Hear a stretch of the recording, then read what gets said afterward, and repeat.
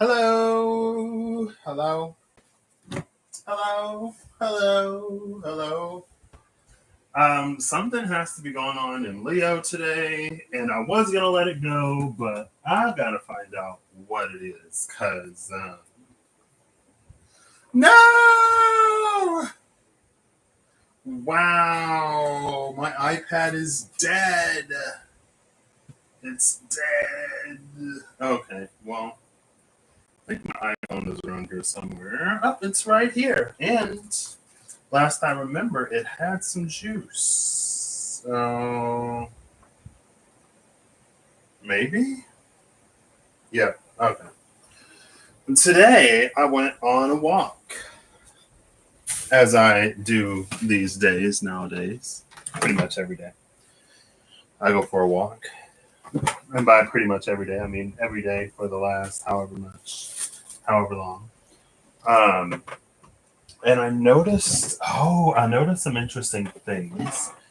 So we're gonna pull before and after the tower, the two of wands, death, and that's all I can think of.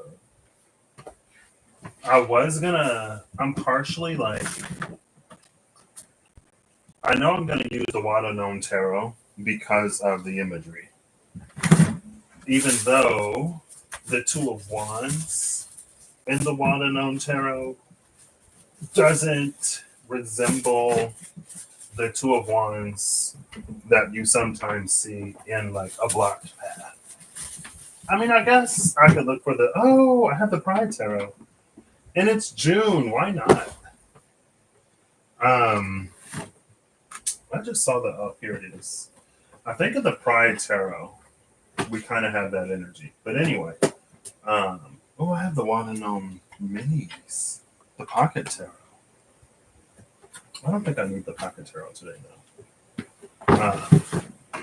Even though it's not as much of a blocked path. And then there we see the Lord Ganesh, the positioner and remover of obstacles, divine. So, goodness. All right, I feel like I don't know, worked up a little sweat. That was a little much. It was a little much. Hi, hello, it's me. I know, right? OMG, imagine seeing me here on my channel. I have the Astro Matrix Tarot because I had an idea to pull when I pulled before and after the Two of Wands.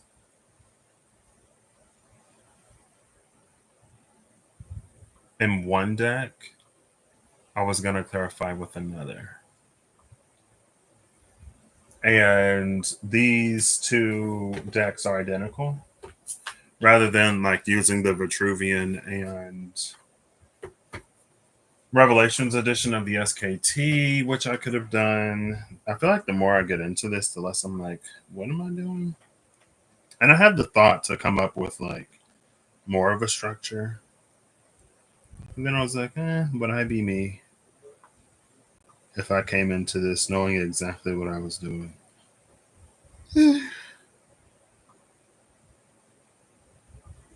Oh. Mars is in Leo 24 degrees.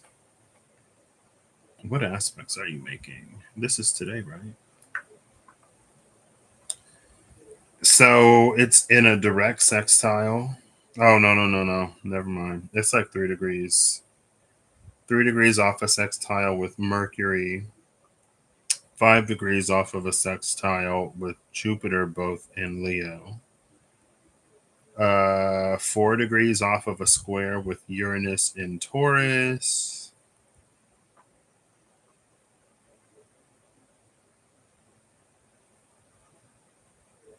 And that's it.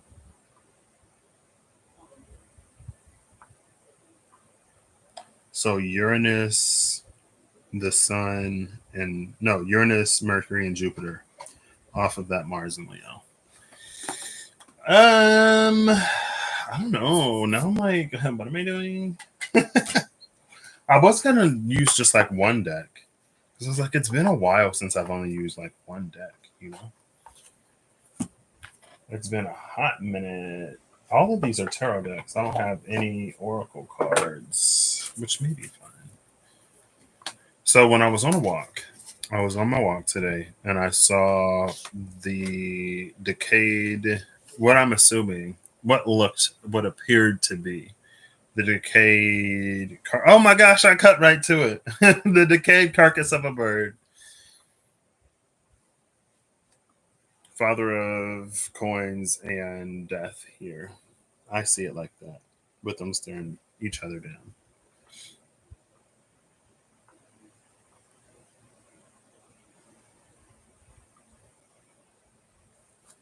And I just went on a walk yesterday, and I didn't notice it. So, hey Eve, how you doing?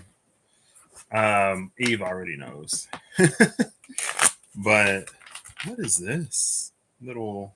There we go. I didn't notice it yesterday. Now it could have blown. It could have been carried by an animal, something like a cat, maybe. Also, I've been seeing a lot. Whoa, the Three of Cups and the Three of Swords.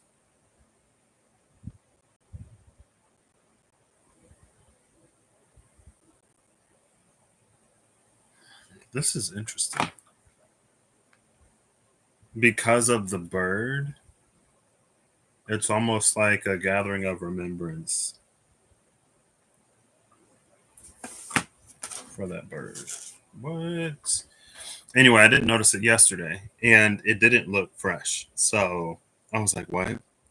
And then I get inside, and a tree had fallen.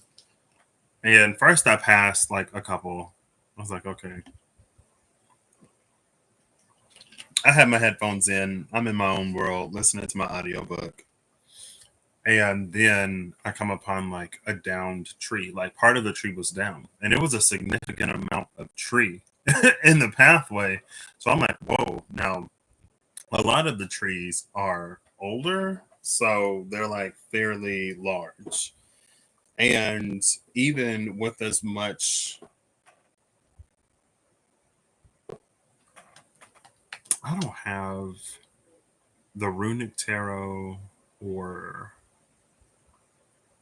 the Idrisil Norse divination deck. Because now I'm thinking of Idrisil,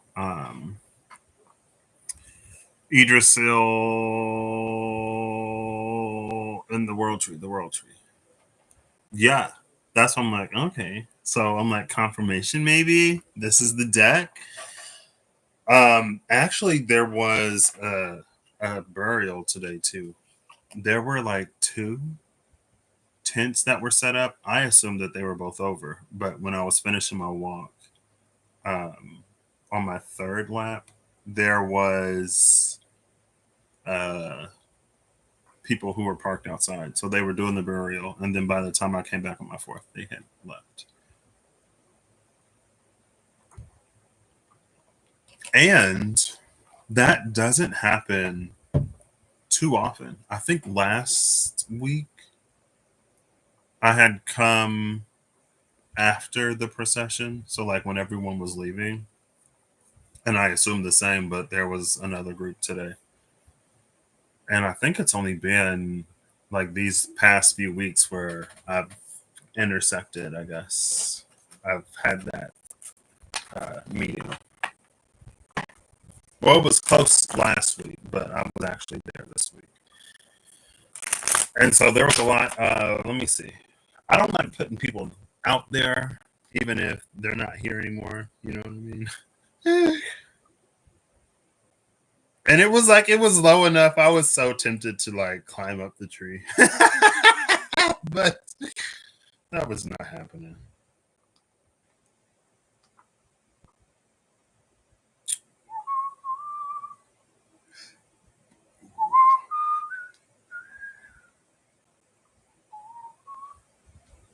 I can trim this. Give me a moment.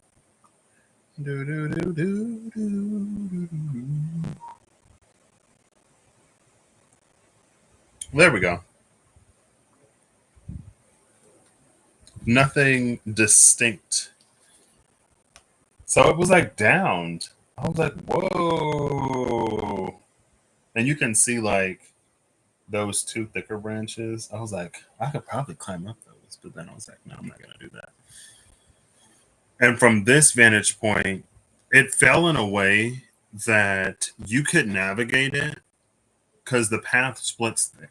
It splits there. So not only was there this like split in a branch that had it fall, and like apparently it stormed last night, and that was the only tree in the whole lot. The only thing that I've seen on the entirety of my walk that was like affected. Even though there was another person who showed up, he was like, I didn't think it rained that hard.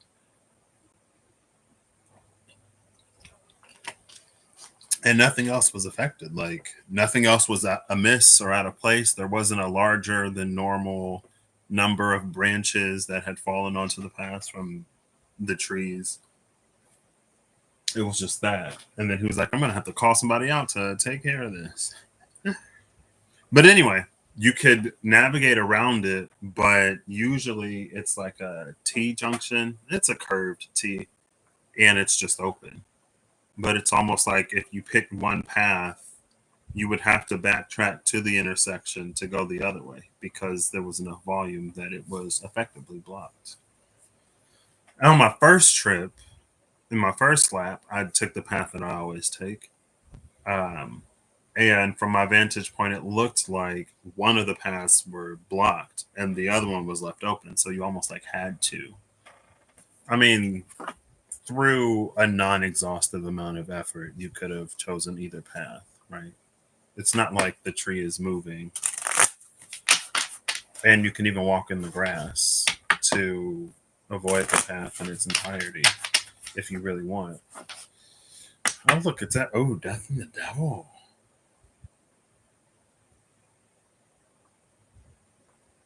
As I look at it, they're kind of like begrudging each other. But as I show it to the camera, it's almost like a stare down. Boom, boom, boom. And yeah, I think that's it. My mind is just like, I feel like if it were an egg, it would be runny. Anyway, so as per Eve's suggestion, I looked at some of the headstones, tombstones nearby, and there was one across the way, but nothing that immediately jumped to mind. It also fell like neatly in the path, so it didn't fall on anything. It didn't disrupt anything. It didn't disrupt anyone at rest. And if anything, I thought it would have been near like the Llewellyns because apparently there are Llewellyns there. I was like, what? What Llewellyn? Was that like a common name back in the day? Oh, look, there's the tower. That's the other card I'm going to be looking for, or one of the other ones. The Tower and the Seven of Pentacles. Ooh, the Lovers in the Tower.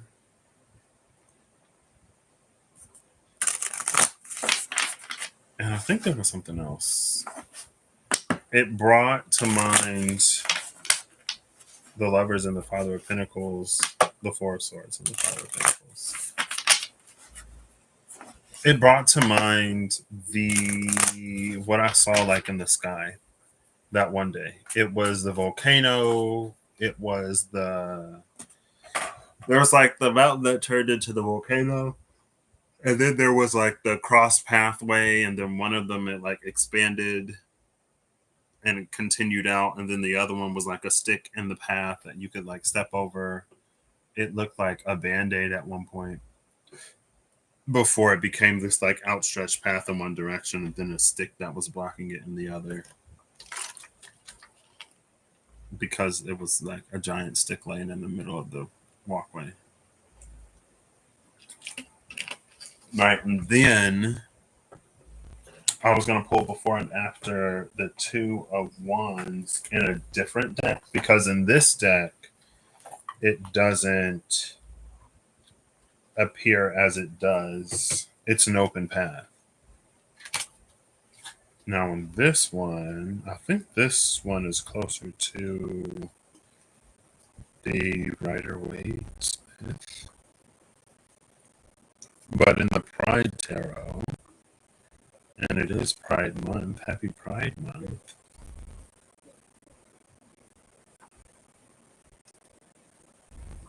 It does have some of the crossed wands imagery. Yeah, this one is closer to the Rider-Waite Smith. But I have two of them and they're identical. So I figured I might use these, the Three of Swords at the bottom of the deck. And another thing was like as much tree, I think I already mentioned it, as much tree was in the walkway, as much had fallen, there is plenty left on the main body. Right?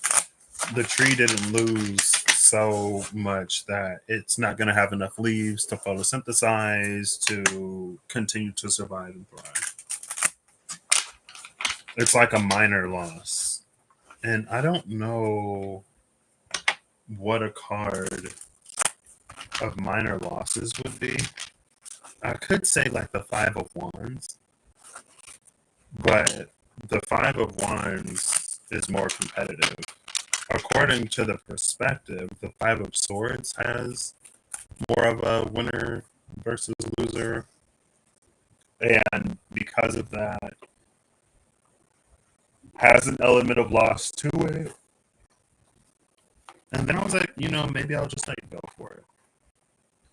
Maybe I will forego in structure to allow whatever comes out. I don't know. I haven't decided yet. It was interesting. And it was like literally the only thing that was a miss around a place. Besides that unfortunate bird. Because I walked in, I was like, I didn't see this yesterday. And I was just here yesterday. This, like, decay takes time. It shouldn't be this rapid. Where did this come from? Seven of Cups and the Eight of Pentacles. Let's see. Oh, almost.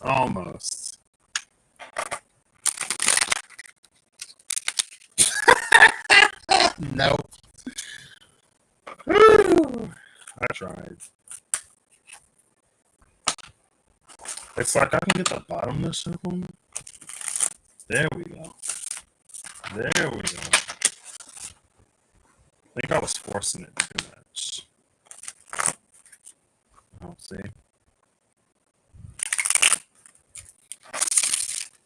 Ooh, there we go. There you are.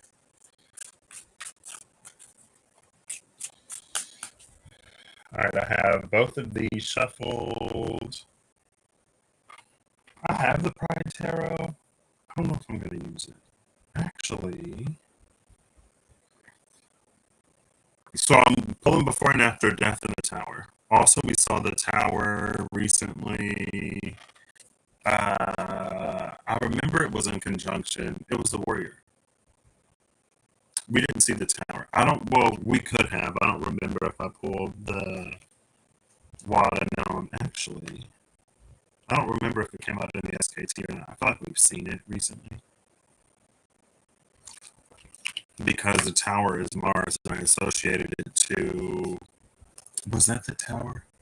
I remember the Destroyer, the Warrior, and whatever other card came out of the Wild Unknown Archetypes. We did see the Tower and like the Three of Cups and something else. And it was an energy that was like, if something is towering or falling apart with Saturn being in Aries, Mars being associated with the Tower and the ruler of Aries, it's almost like for a reason.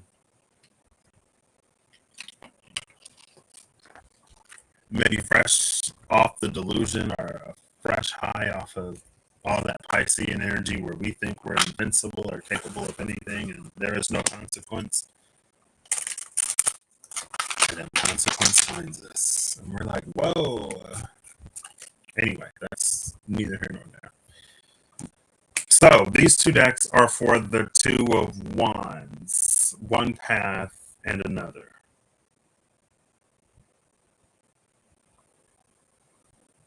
What am I doing? I'm going to look before and after the Tower and Death because of the dead bird and because of the fallen tree. Yeah, we'll just start there. The Six of Pentacles at the bottom of the deck with the Eight of Swords at the cut.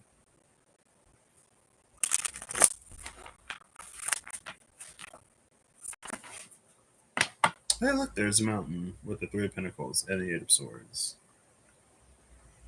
This is an interesting combination of cards because when the caterpillar emerges from the cocoon, as a butterfly, it'll have a new modality of movement, meaning it can fly. Flying up a mountain feels like at the very least, a different kind of strain than like trekking up a mountain on foot, or like pulling oneself up a mountain like a caterpillar sort of like pulls itself around. Ooh, the Hierophant, which is the crow with the key, and the bolt of lightning. Hold up, wait. Because this bolt of lightning accompanies the crow with the key and the Hierophant. The other bolt of lightning struck the tree. And then the Three of Pentacles is still here.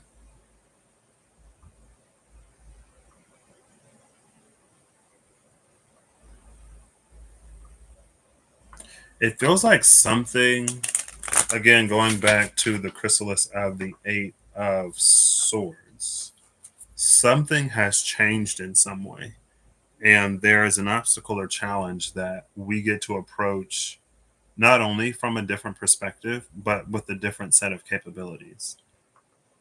And when the new capabilities are applied, then it feels like we have some revelation breakthrough moment.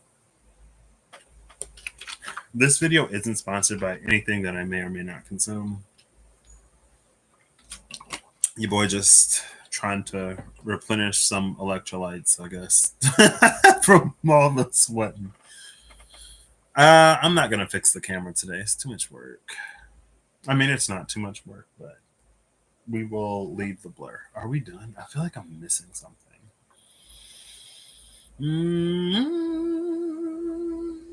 2, 3, 4, 5. 2, 3, 4, 5. 1 or 6 is good to go. Hey Siri. Oh, this is Google. Hey Google. Or no. You know what? We'll ask Siri. Ask Siri, please, before I shut this back down. Hey Siri. Roll a die, please.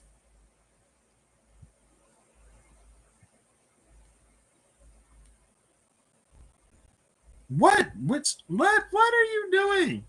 Hey Siri. Roll a die. Rolling, it came up 6. You see that? It came up 6. 1 and 6 is that we have everything we need and we're just going to continue. 2, 3, and 4 were correspondences to the cards I have over on the side. So let's go for it. I guess we're going to have 2 different sides, right? I don't think so.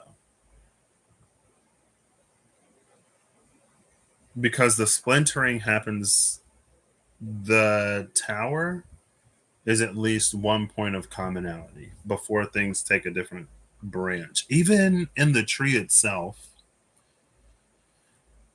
fairly completely, meaning like closer to the trunk of the tree and not like a branch off a branch off a branch off a branch. It was like pretty close to where it immediately stems out of the trunk like two interconnected branches just fell off. So it's more than just one path that had been on the tree, more than just one path on the tree that had been removed.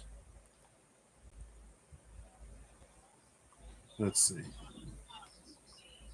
See that? It's like pretty much as soon as they spread out from the trunk, that's where it was torn. But then that one had branched out into two.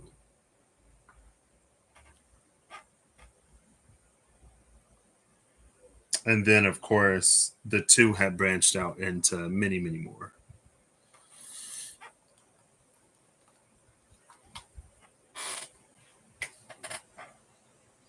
I guess we've been seeing the tree of life a lot too lately. I don't know if I was prepared for this. Well, obviously, the lack of preparation was a part of it. I'll give it a few more. There's the Two of Swords. I could pick the Two of Swords, but because they intersect, but it was feeling more like wands for some reason. I'm gonna close my eyes so I don't get distracted. This will be the last one.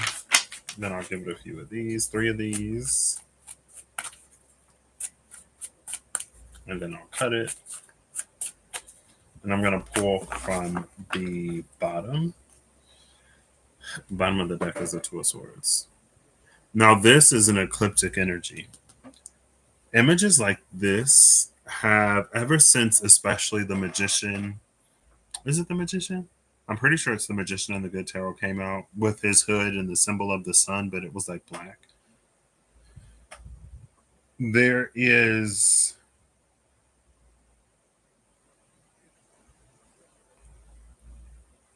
now when I look at eclipses, I'm like, is that an eclipse or is it a full anti-sun rather than it being like the sun? Now, light and dark are they're relative absolutes. Shadow is the result of something. Uh, Shadow is the result of an obstruction. As we think of shadow, if something obstructs the light or stands between the beholder and the light, then it casts a shadow. On the flip side, something can obstruct the dark to cast a shadow that appears to be light. And I was kind of thinking about that before I saw the bird. Just that, like, the whole, like, well, what is not necessarily like what is obstructing the dark to cast a false light, but sometimes we see certain habits and patterns, right? We pursue things because we temporarily feel better. And we know that that temporary fleeting feeling of better or not having to worry about something else, we know it's not permanent. And at some level, we even may know how destructive or whatever it can be. But in those moments of respite where the darkness or the heavier thing is blocked, we find comfort and relief.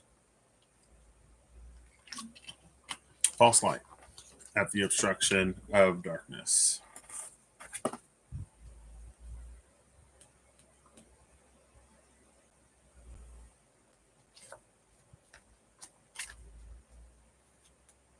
Five of Pentacles, the Fool, and the Two of Swords. Bottom three cards.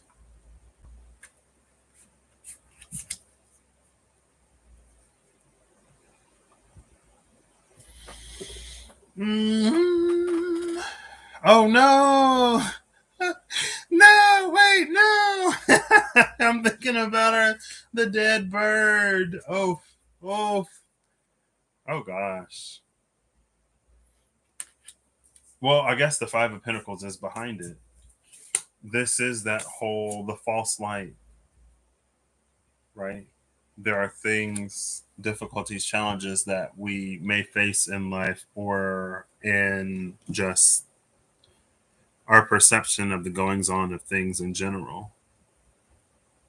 And there are forces of various intention, some with an actual like good intent, others that would take advantage of like vulnerability and stuff like that.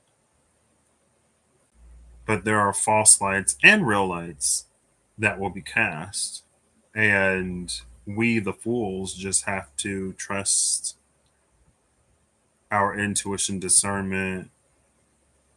If we're using our intuition and discernment, we have to trust it. If it's more of a flight of avoidance, then we kind of sort of leave ourselves just open to whatever may be. When we cast ourselves at the feet of whoever or whatever, then we rely on their intentions and goodwill.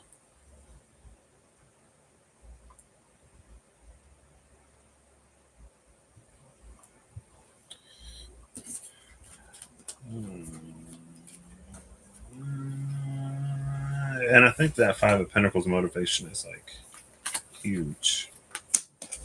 All right, looking for death and the Two of Wands and the Tower.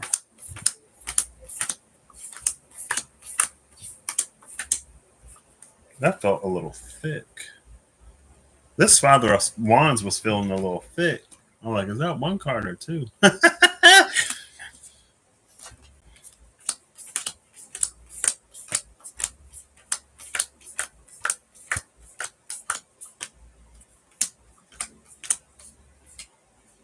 We see the Three of Wands again. We've seen the Three of Wands recently with the Technicolor portal in the black and white world.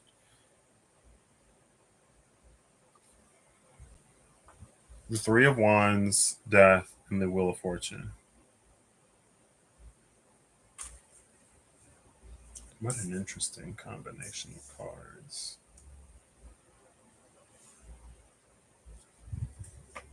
I don't know if this Wheel of Fortune, low hanging fruit, the Wheel of Fortune that Death is looking at is the same force that is behind the Fool who jumps because of that Five of Pentacles. We kind of like throw our lot in with fate and just hope that things will get better. Like, you know, it's always darkest before the dawn. So eventually the sun will have to break. Love and light and the forces of good always win. So eventually things will have to swing in a better direction, more positive direction. Um, you know, anything that sort of makes us feel better. I have a bottle of wine that is not chilled. I've been wanting to do an Oracle Juice live, and now I'm feeling like I need it. As I'm talking about, it's fine anyway. um, the Three of Wands and the energy in this Three of Wands, before the Three of Wands is the Six of Cups, and we see the same in the roots of this tree, the same colors. The Three of Wands has sort of come out, and even like we saw, what Strength was the final card of one deck, with the Wheel of Fortune and like the Chariot at the bottom of the deck. It's been an energy of almost taking fate into our own hands, or taking certain changes and transitions, you could say guiding them, encouraging them one way or another into our own hands. That we are more capable to some degree than we think, but it's the powers that we surrender our power over to, again, that we just, whatever they intend or however it plays out, we kind of sort of surrender ourselves to it. Be those powers planetary alignments, certain people, um, ways of thinking, theologies, whatever. And on the other side is the Two of Cups. And then we go immediately into the Two of Wands and the Empress, immediately into the Tower and the Magician.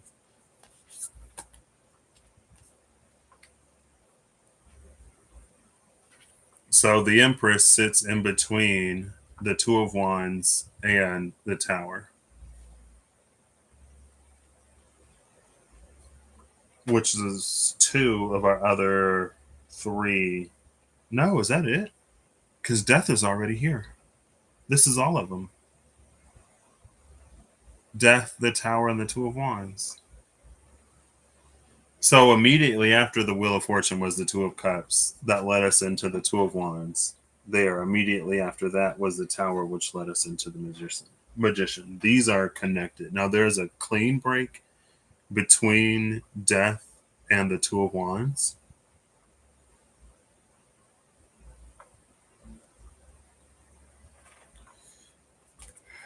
After the Magician, we see the Moon, the Seven of Wands, and the Hermit.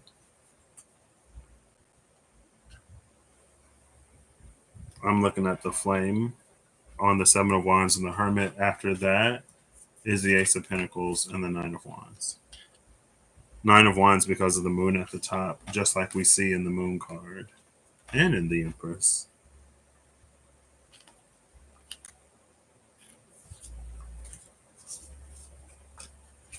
Ace of Pentacles because of the stump of the tree.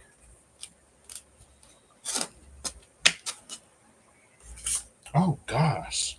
The Magician just tried to disappear. The Magician just tried to pull a Houdini.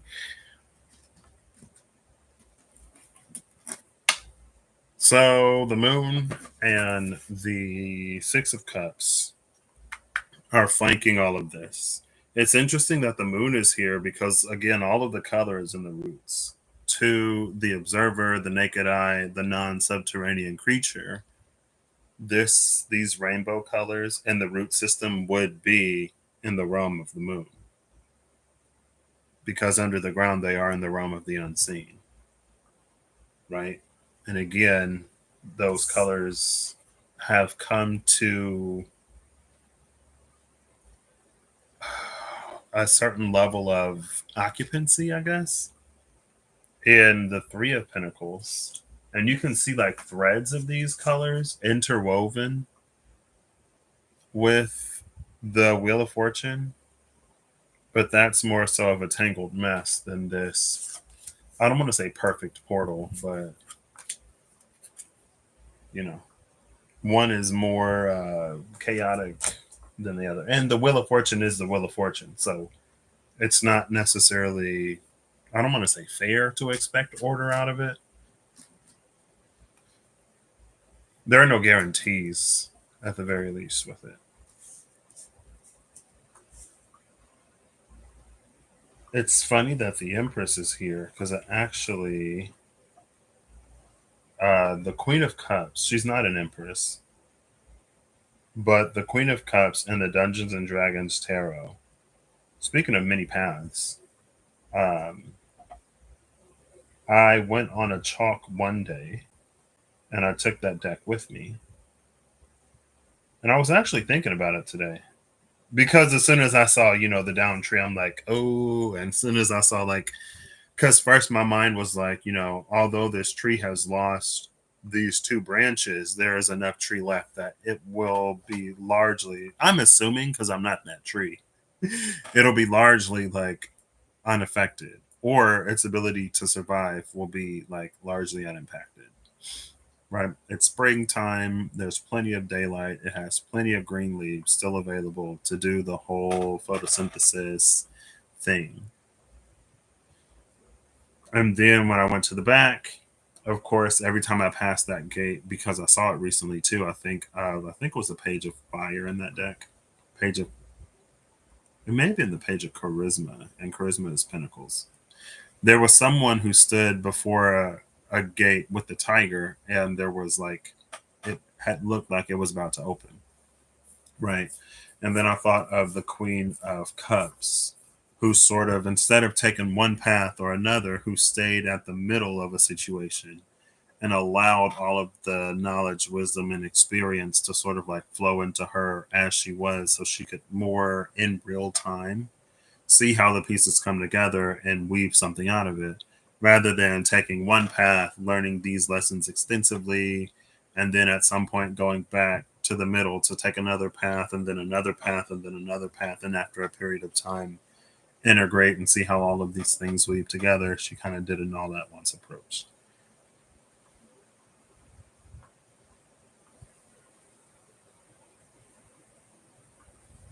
Now, I was going to say the Two of Cups in this deck for me is a mirror. And so there are two wheels of fortune, maybe one upright and one in reverse. It's also interesting that this wheel of fortune has the moon at the top and the sun at the bottom.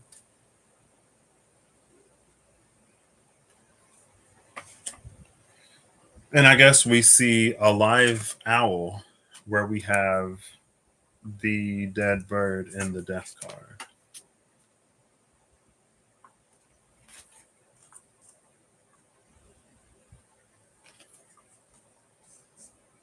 I didn't necessarily expect for these to all come out like this, but my expectations have been subverted before.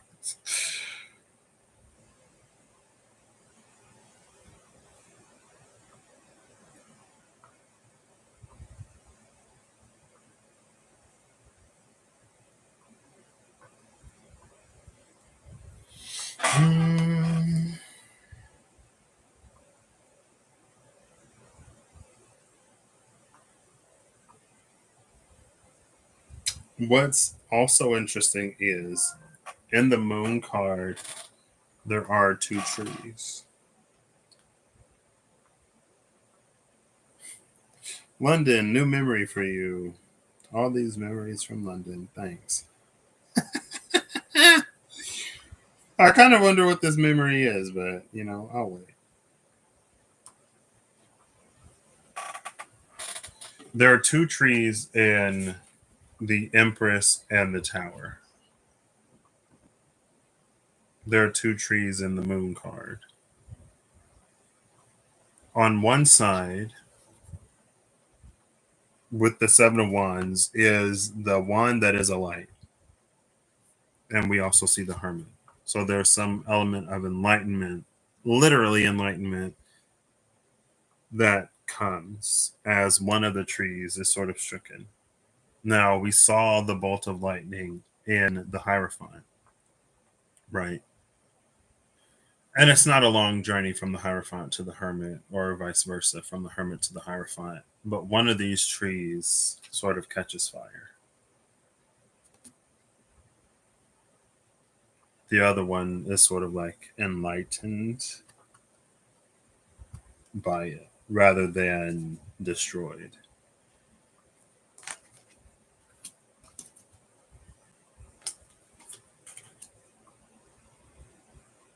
And the Empress does sit in between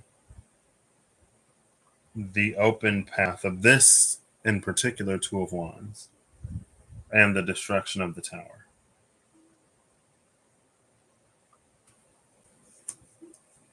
Maybe it's the womb of the Empress that says the outcome is determined by whatever we have inside, whatever we've nurtured within,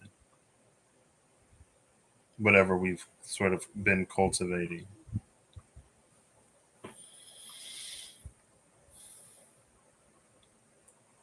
I can't help but look at the magician next to the tower and see this as an outcome of our own making, of our own design.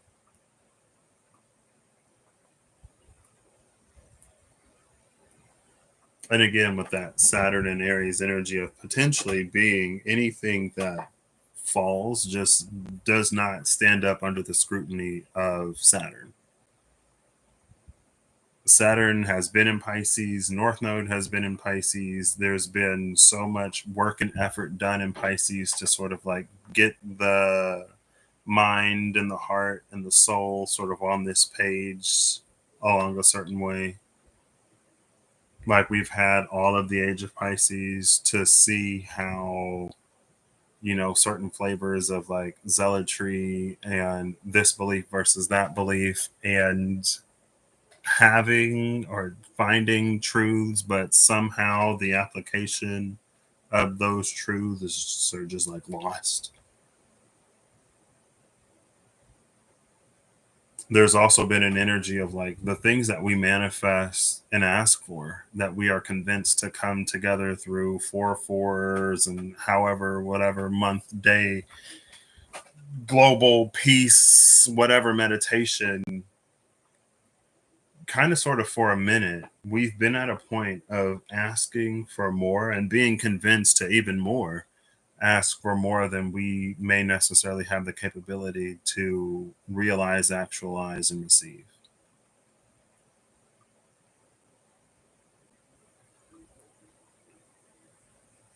And the weight of reception is on us, especially if we ask.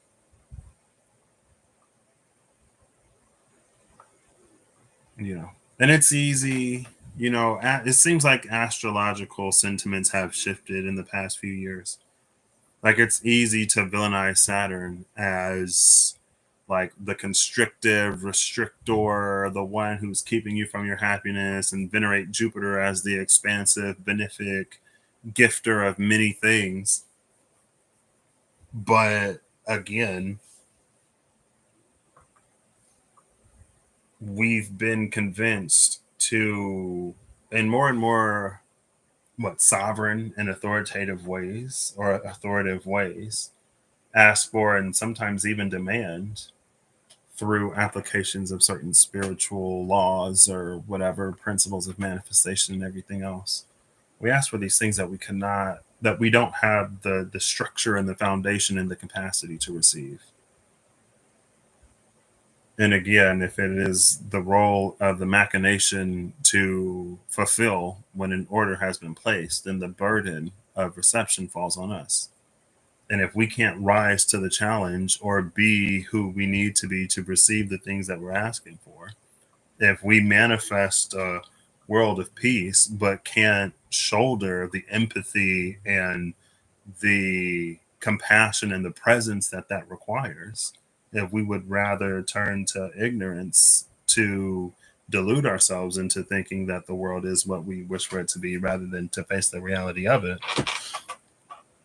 and no time it's going to come crashing down on us and it's going to feel even more unbearable than it was before. But again, it's everything that we've asked for. It's not Amazon's fault that we ordered a baby grand piano and we don't know how to get it up the stairs, or the doorway isn't big enough to fit it in. It's their job to deliver, and the universe will deliver.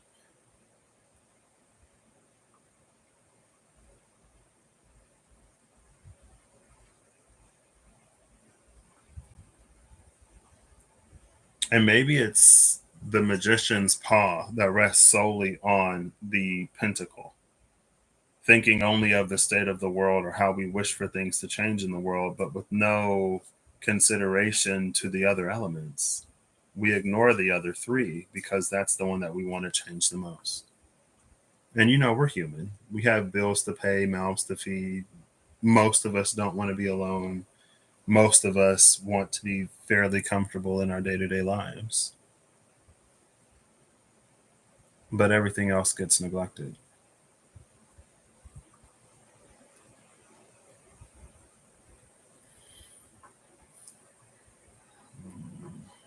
So I guess we're gonna pull. I'm running out of space. I'm gonna pull before and after the Empress and the Two of Cups in both of these decks because they are the cards that flank the Two of Wands, which symbolizes these different paths. Or should I pull before and after the Three of Wands and the Wheel of Fortune? There's also a callback to it first came out in one reading earlier this year where we saw Death and the Knight of Pentacles. I can almost remember. I feel like the Devil had came out and some other cards had came out. And like things had gotten really tough or things were getting rather difficult. but someone had an internal resilience that saw them to an happy end rather than the destructive one that had basically become the course of events through previous happenings.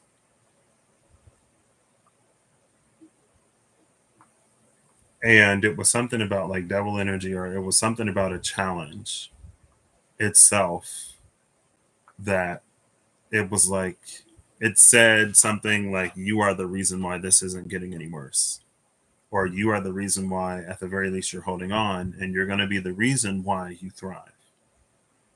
That's this Three of Wands versus the Wheel of Fortune.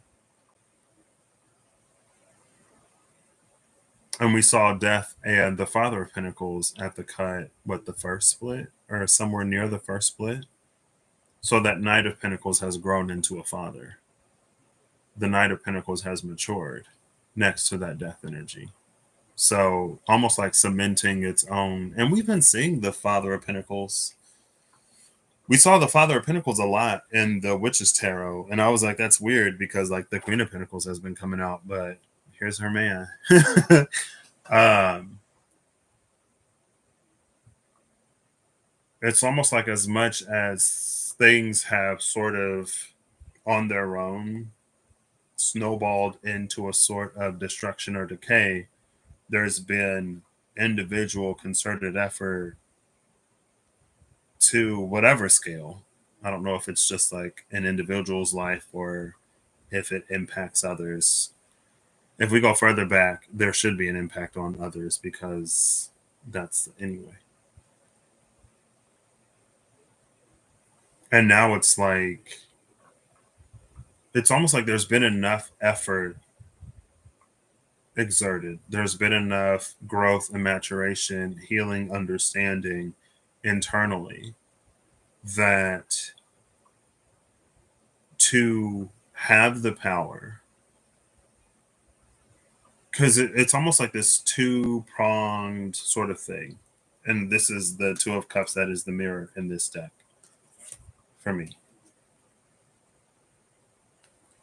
It takes the line of thinking of like, your internal world and reality. And if this isn't isolation and manifestation from the last time, then I don't know what is. It's feeling like it. It follows that whole like the outside world that we experience becoming a manifestation of the internal one. But sometimes, and North Node, Pisces, South Node, Virgo may be like putting pressure on or exemplifying this. Sometimes the work that we do internally is or can be superficial. Again, with the Magician focused primarily and solely on the pentacle,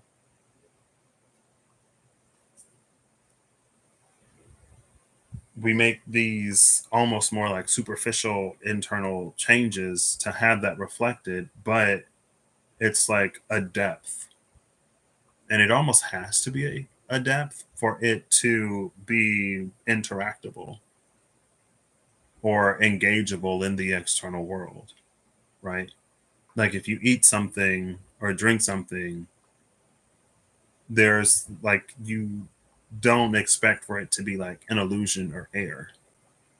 You expect for it to have some kind of substance that your body will digest and, integrate or do whatever or not.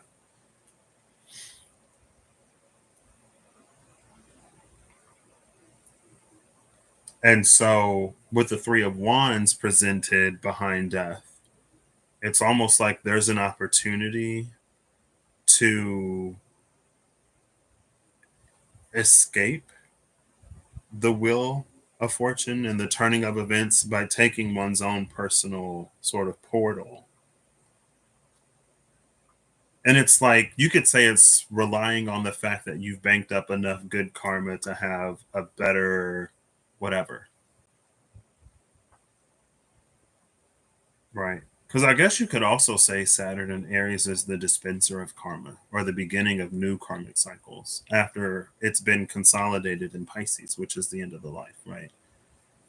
from my understanding, my very limited understanding, my very minute, minuscule understanding of how karma works, it's almost like karma is the balance that we accrue at the end of our incarnation, which is a dharmic deficit or a dharmic, the opposite of deficit. I can't even think of it right now. And dharma is like what you're supposed to do in life, right? So if you do most of what you're supposed to do, then you accumulate a lot of good karma because you almost like pay it up front and then it's banked and invested. It's banked and it accrues interest into your next incarnation. But if there's a dharmic deficit, then the debt is like the interest is applied onto that debt, and then you come in with like a negative balance or whatever. Without getting like too deep and dirty into it, like someone has put in enough of the work, has grown and evolved enough, has internally matured and blossomed enough to even account for the complexities of life. If you abandon one thing for the other, that's not real life. Again, it's just like someone has banked up enough that they can choose to cash that in or take that personal power, that personal portal, rather than to do like the fool and kind of sort of like just hope that things turn out better. Throw their lot in with the wheel of fortune and the outcome of events.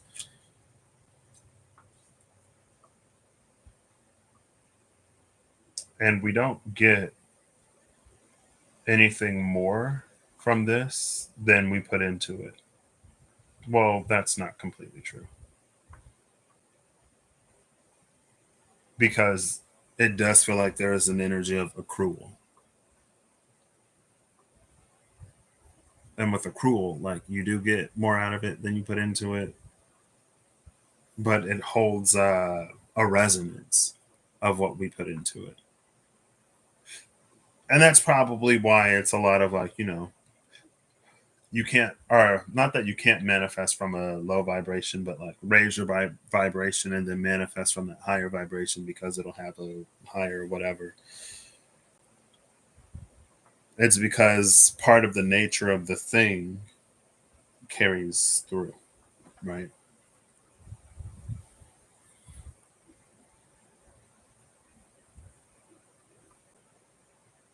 Okay, cool. Let's. Oh, the Ace of Cups at the bottom of the deck. And this cup is overflowing so much that it has shot off of the ground. Woo! And it has these blue and the moon card. And was it the Ace of Swords and a few other cards in the 8-bit fantasy tarot? There are these like golden things, but in the Ace of Cups, they're like this silvery blue, this powdery blue, maybe even powdery blue. I'm just kidding. And there is an almost inherent illustrated transcendence here, achieved through the cup, that this magician is largely ignoring.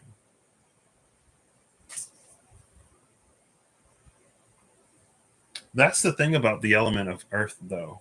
Earth is almost a function of the other three elements. In order for plants to thrive on Earth, you have to have water, sunlight, and an exchange of gases. Right? Plants take in CO2, they expel O2. Take in carbon dioxide, expel oxygen. And so to be a true steward of, or a true gardener or cultivator, a true empress of something, you have to account for the multiple elements in earnest and not just a superficial whatever. Because superficially, it can look like a plant is thriving. But if we only go off of what we can see, we don't know about the status of it underneath.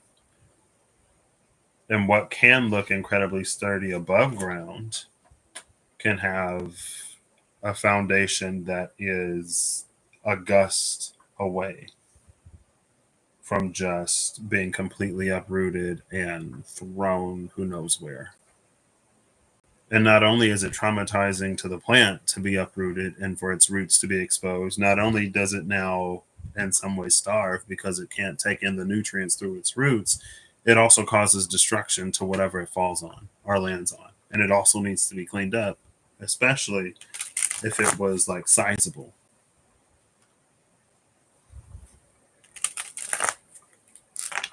Maybe that's why the cup is also necessary. There's a certain environmental awareness that is required, not only in one's ascension, but also in one's fall. You know, not that we necessarily think about the fall. Anyway, it's fine. All right, we're going to look before and after the Two of Cups and the Empress. I'm going to cut it there. Looking from the bottom. Oof, oof, oof, oof, oof, oof, oof, oof, oof, oof, oof. Whoa. The bottom of the deck is the Devil, and they're chained up. Her and her vanity, him and his pleasure, I guess.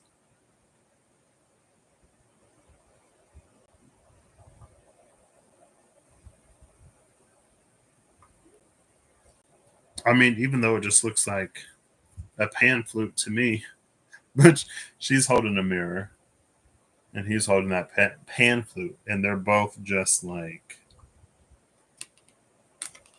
again, with this whole Ace of Pentacles, as long as things in our life are going good, then like we're gravy. Or a lot of the changes that we try to implement, a lot of the knowledge that we seek, a lot of the applications that we try to hone in on the most are ones of physical and earthly pleasure and pursuit. But then we have the Hanged Man after that, who has that. There's the, I forget what it's called, the thing of enlightenment, the thing that was behind the head of the Destroyer and all of those other cards in the SKT and whatever that other deck was. And it's interesting because I was noticing how the legs of the lovers are bound in chains, but so too are the legs of the Hanged Man, but with a grander focus, with an attention to more than just the physical and the changes of the physical. There's an enlightenment here that's achieved instead of an entanglement.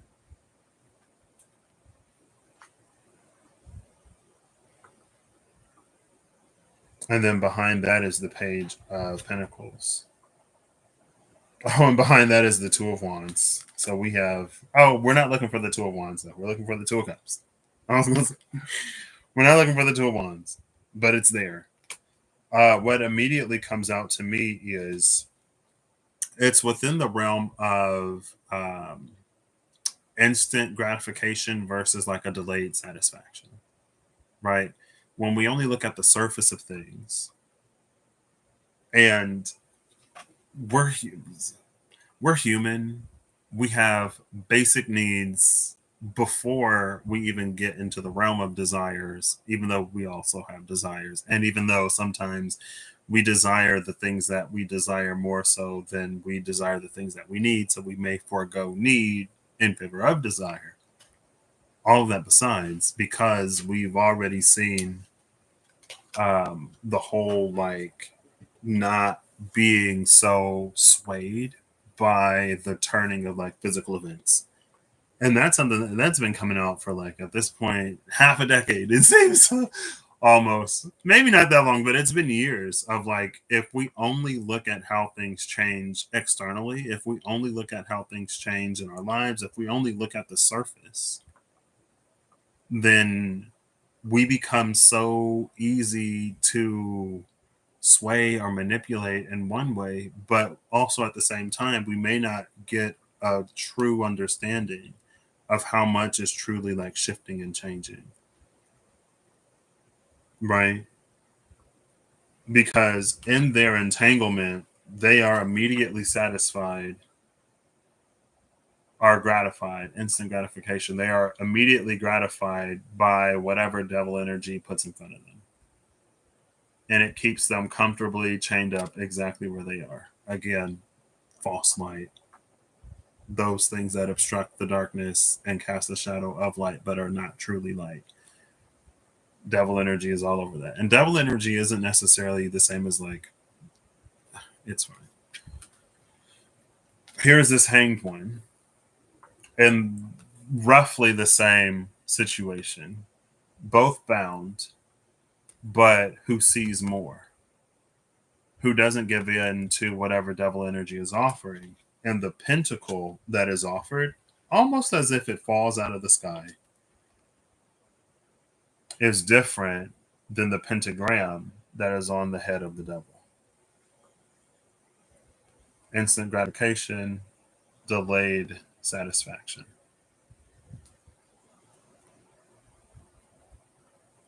And it's the same color. You see that? The whole sky is that color. Their whole reality, their whole becomes this thing rather than just, the limited, short-sighted, whatever that is. Cool. Anyway, we're looking for look, there's the Empress. This is interesting. The Empress is in between the Nine of Swords and the Four of Cups. The Four of Cups, to me, this is kind of why I love the Vice Versa Tarot. And it's in storage, so I don't even have it.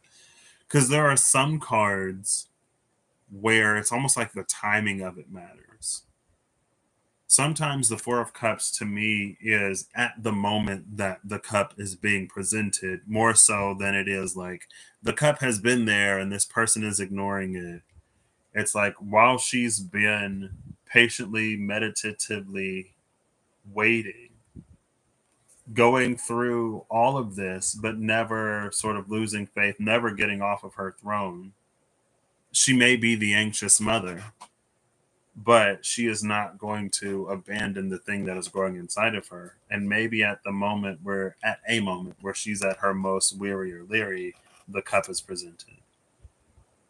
She has her noise canceling headphones on. She's tuning out the noise of reality, but she can still perceive it in other senses. Maybe extra. I mean, we saw the hangman.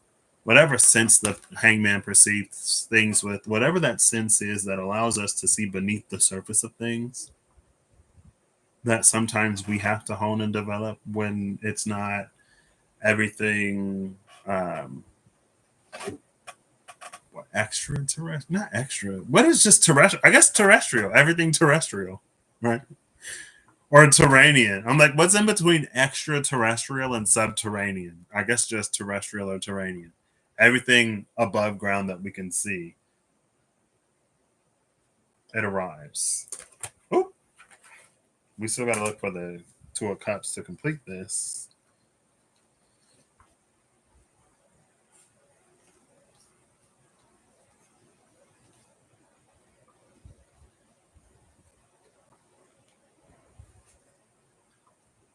Should I be surprised that this is effectively more of the same?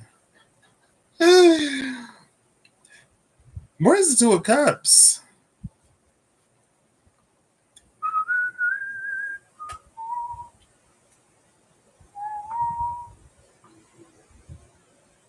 Oh, that's the Five of Pentacles. So the other one must have been the Hermit. That was the Hermit. The Hermit was under the Four of Cups. But I thought it was the Five of Pentacles because it was just like I didn't really look at it. I just saw somebody like outside in the snow. And then I passed the Five of Pentacles and I was like, hold up, wait. Where's the Five of Pentacles? I just saw it.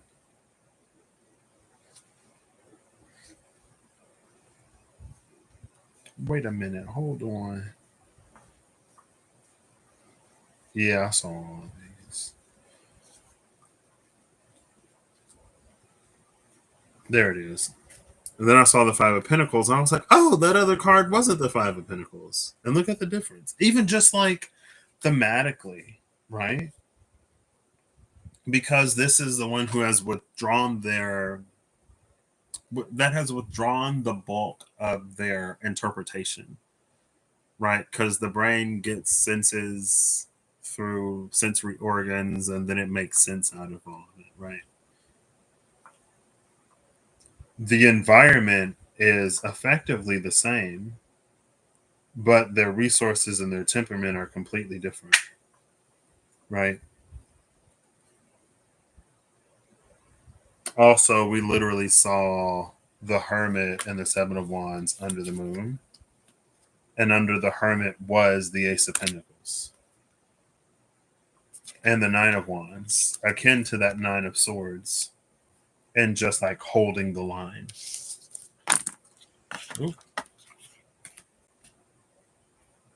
The Ace of Pentacles that the Page of Pentacles was receiving, the Ace of Cups that the Four of Cups is receiving. Yeah.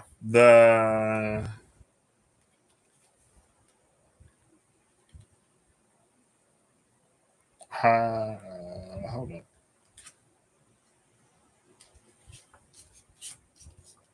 There she is, the Page of Pentacles. The Hermit just sort of like clarifying and solidifying that. Oh, here's the Two of Cups. Well, of course. Okay. Oh, wait, what was on the other side? The Eight of Pentacles. The Eight of Pentacles is on the other side. See the journeyman that we've been seeing. Also, you don't have to go that far because the Six of Wands is also here. The Six of Wands was associated with the journeyman. The journeyman having completed her apprenticeship, who is now the adept. Before and after the Two of Cups is the Six of Wands and the High Priestess.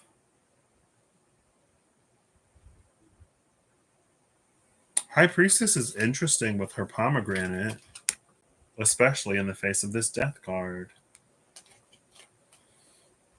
You know, Persephone, Hades, the underworld, the fields of Elysium, the other places, Tartarus.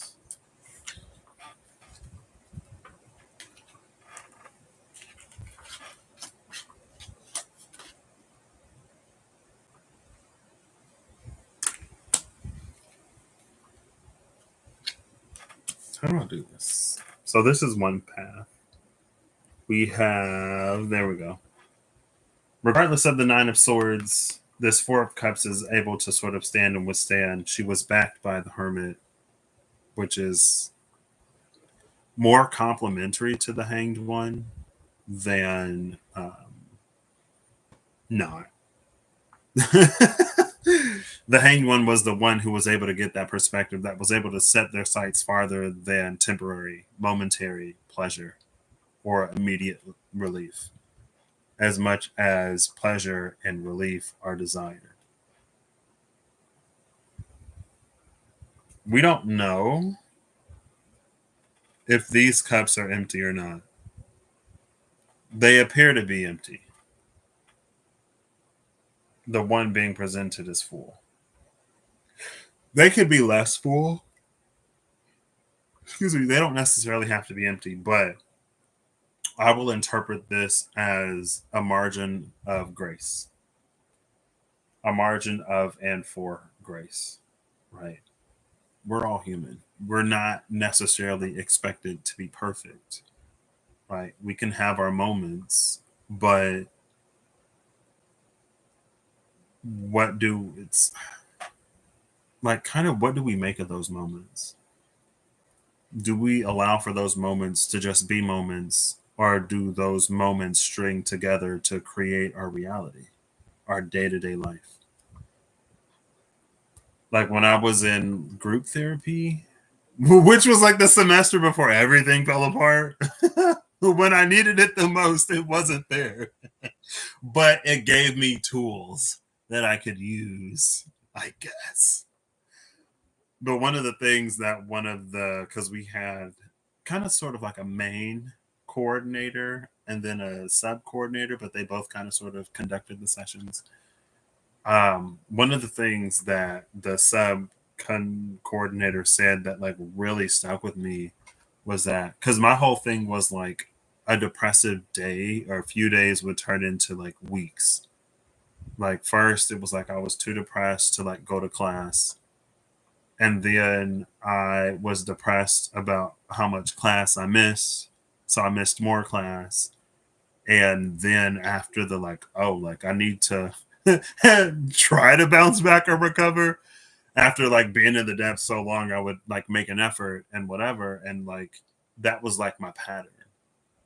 And one of the things that she said that was like a game changer for me was that like you can slip and it not turn into a slide. And for some reason in my brain, that was like, I can have a depressive day and it not automatically mean that I'm going to be depressed for weeks and like skipping class and doing all this and doing all that. And that was the beginning of like, with that mentality shift, I was able to like minimize the slides to like at the most a few days. And then I'm like, okay, like we got to get back into it. Almost like at that moment where it would turn worse. Instead, like it was like, okay, like now we can exert some agency and we can like do this again. So these are like the slides. We can slide or slips. These are the slips. We can slip. And even if we do slide, those moments don't define us unless we allow for them to. Right? We only have to be in whatever non-optimal state for however long we're there.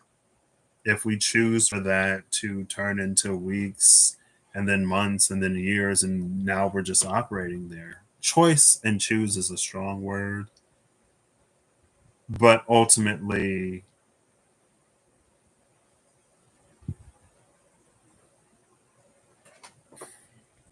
it's a tricky space.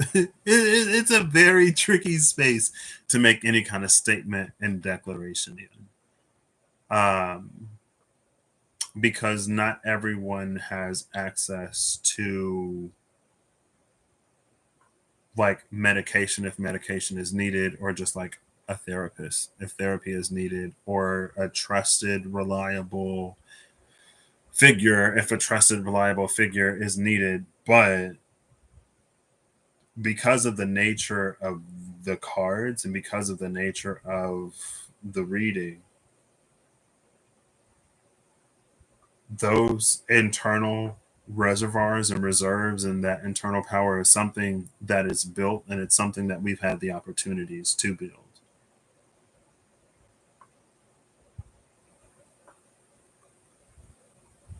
That's why the Three of Wands is here. This Three of Wands is a portal of our own making. And so at some point, we would have had to have been given the materials at the very least to construct it, the motivation to do it, the knowledge, you could say, in the fine details, while largely unnecessary, still could be a factor. It comes down to sometimes choice. And if we claim to be sovereigns, then it definitely for sure comes down to choice. I think sometimes maybe because of how nobility works on earth or has worked on earth, when we look at like emperor, empress, king, queen energy, and it's more often than not associated with someone who was born into something, we kind of sort of take the energy of birthright to be like, well, because I exist, I am destined to, guaranteed to, entitled to whatever, blah, blah, blah. And as much as some of us would look at a spoiled noble or whatever and say, oh, like they're so entitled, they were born into money, and they think that just because blah blah blah whatever, like they can get away with anything. And there are some of us who will have that sort of thinking or thought about what we materially earthly see, but then have the exact same mentality like spiritually, right?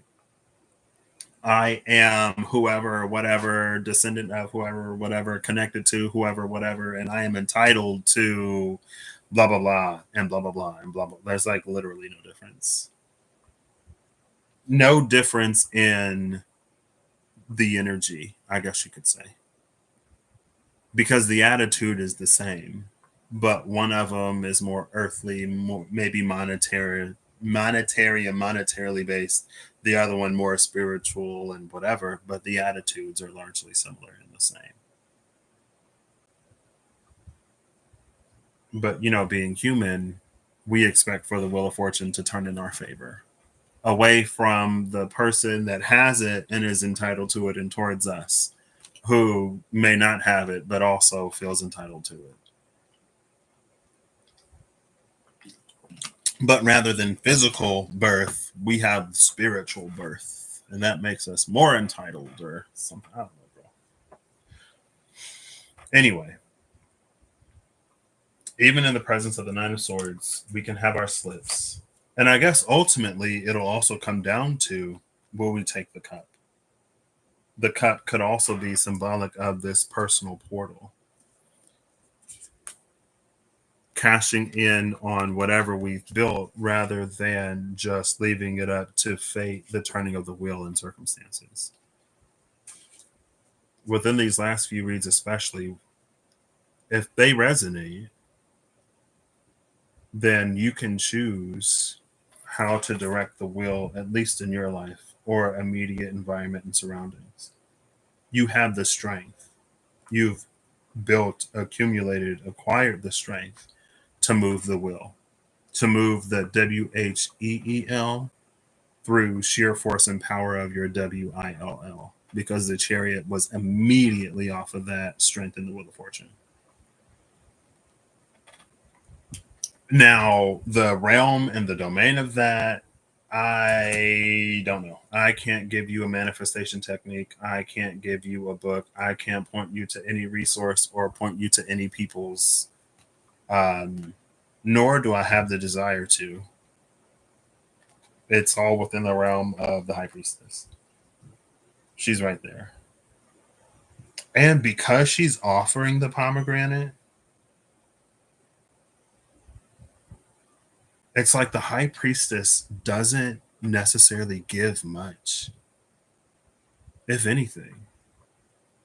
She has her list. She checked it maybe twice. She found and discovered that you've been nice. You've been not naughty, but nice, if we want to keep the rhyme. She has her list. She's checked it at least twice. She's found you've been not naughty, but nice, and she's giving you the pomegranate. In the SKT, which we have seen, this is the champion, which we've seen, there is the fruit on the floor. Through overcoming their challenge, obstacle, and circumstance, the champion has been granted the fruit of the tree that is forbidden to man.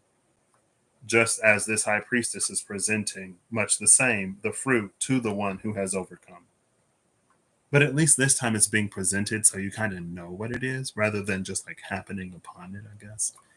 I don't know if anyone explained to the champion when they overcame whatever that Five of Wands was, what her prize truly was, rather than the throne that she sits on.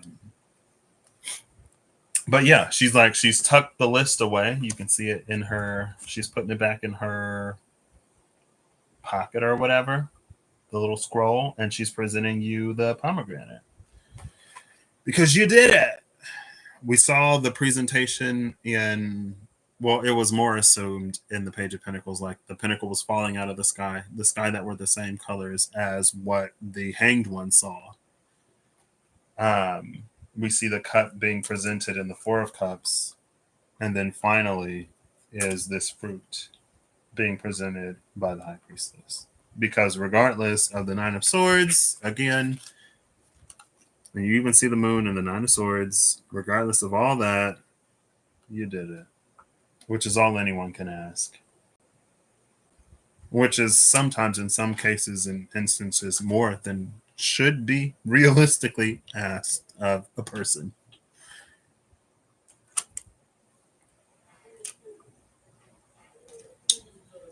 So that was one of these decks. Let's check the other. Oh, look, the Two of Cups is at the cut with the Seven of Pentacles. So that Two of Cups is immediate. Do I just... I'll finish the shuffle. Oh, that did not even want to shuffle. I'll give it a few more. And now the Wheel of Fortune is there.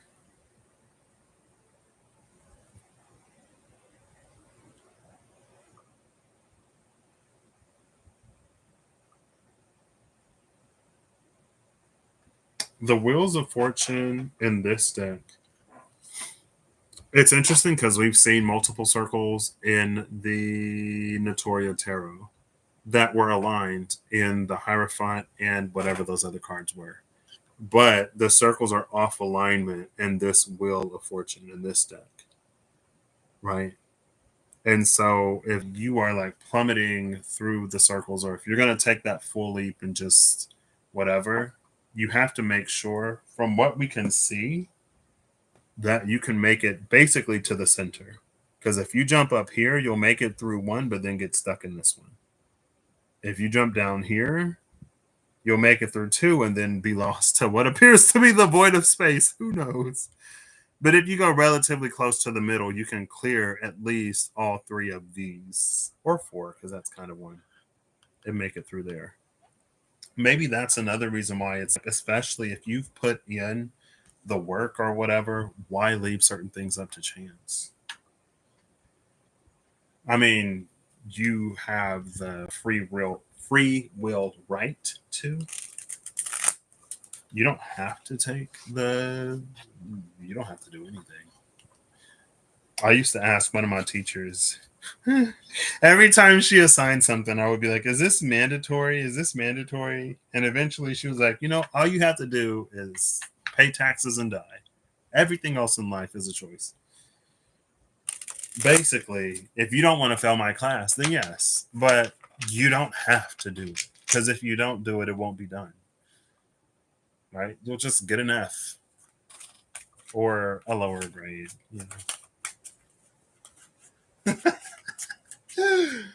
Woo, I was not one for homework back in the day. Especially like homework that I understood. If I didn't understand it, then at least I had the joy of like figuring it out. If I already understood it, then it seemed like pointless. Or it was just like harder for me to get through. It seemed more laborious, I guess you could say. Rather than it being like, oh, this is easy, I can knock it out. It was just like, this is like boring. This is like the learning has already happened.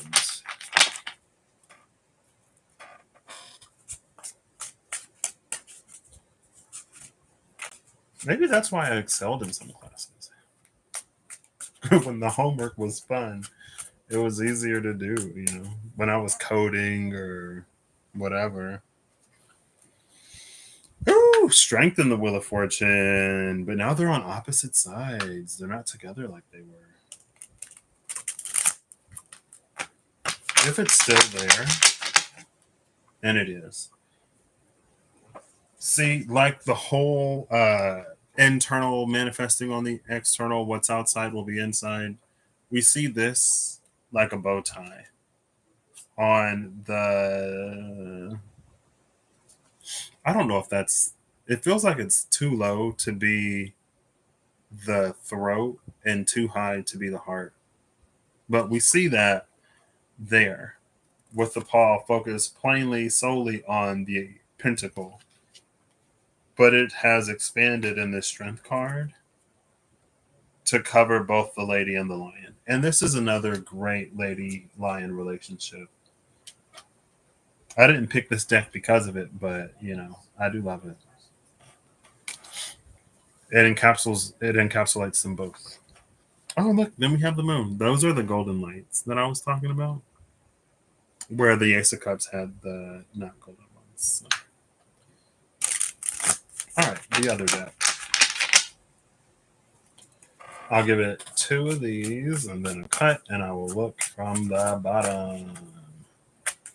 Looking for, again, the 2 of Cups and the Empress. Ooh, we got the King of Pennies at the bottom of the deck with the 7 of Cups and the 9 of Cups.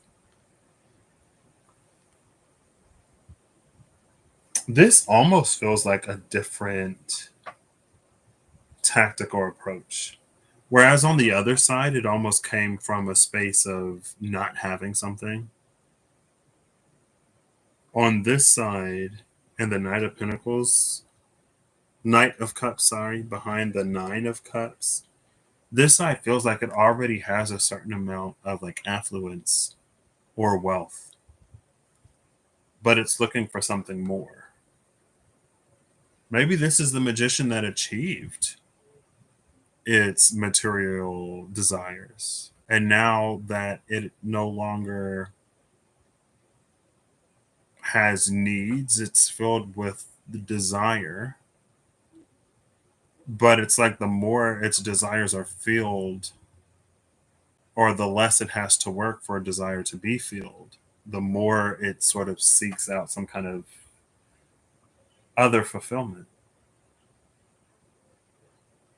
And I wonder if sometimes when we focus so much, or when we have to, because of the circumstances that we are in, um, if we think that like getting a house and a car and maybe a partner and a certain amount of money, like we think all of these material things will like solve our troubles or our problems or our worries. We assume we'll be happy when our life looks like what it should look like. But from the movies and how some celebrities are, or some people with a certain amount of wealth are, it seems like there's more to life than just like money and cars and somebody on your arm and stuff like that. And having acquired a good amount of it, this King of Pentacles energy is like looking for more. Maybe looking for someone to share it with, looking for something to invest it into. Maybe it gets into the energy of like legacy. But the having itself only did so much.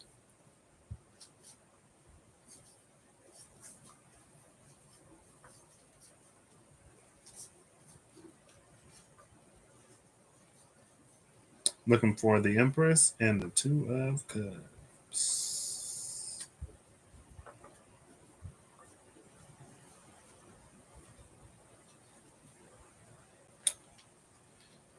So the 2 of Cups is flanked by the Queen of Wands. Ooh. It's flanked by the Queen of Wands and the 7 of Wands. What I like about this Queen of Wands is that she has multiple sunflowers. In some decks, there's like the one that she has grown, but in this one, there's multiple. But look at her face. Oh, I don't know if it'll zoom. There you go. I kind of tilted up towards the light so it'll somewhat focus. I don't know. She's looking like I don't confident. Yes,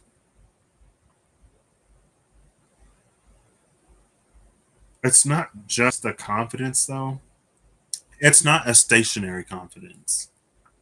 This is a confidence with legs. This is a confidence that's gonna like move out into the world. And the King of Wands is near the top where we already were.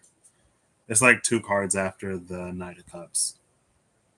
It's almost like this Queen of Wands is about to move like a king. And with the 7 of Wands, from the position of advantage, it feels like things are just gonna like crash behind her or crash up against her.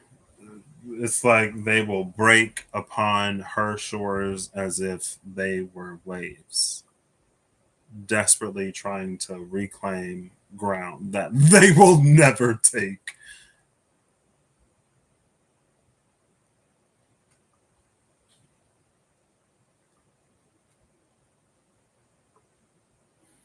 The lovers is under that though. I mean, that energy is flanked by the fool and the lovers. We see the sun in both the fool and the lovers, and the sun was behind the seven of wands. So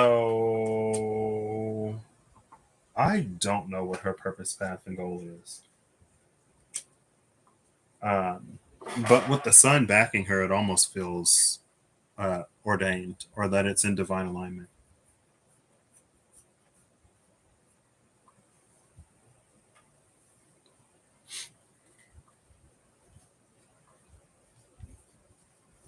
Now I need the Empress. Did I pass the Empress? I don't think so. Here she is. I did not pass the Empress. Flanking this, we have the Two of Swords and the Four of Swords, which we've been seeing a lot of. What came out is the Six of Swords. 2 plus 4 is 6. And then on the other side is the King of Swords.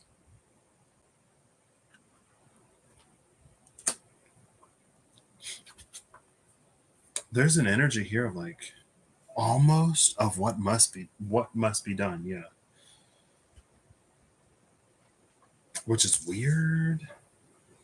Because again, it feels like with how the sun has been positioned in all of these,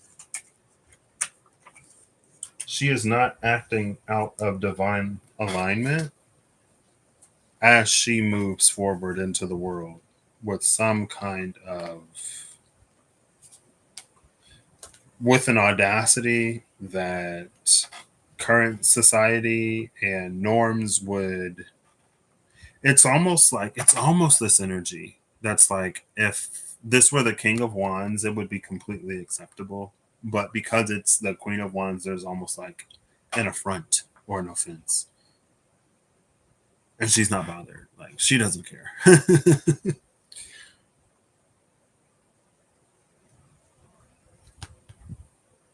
Which you could say is like a feminine, not reclamation of spaces.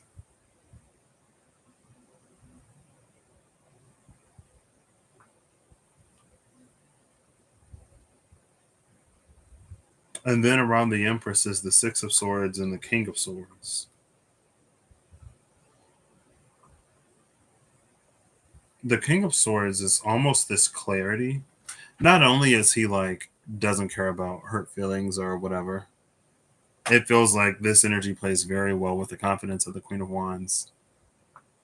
It feels like it's also one that's so easy to look at and assume is like cocky or like or whatever, but like this is a lady on a mission.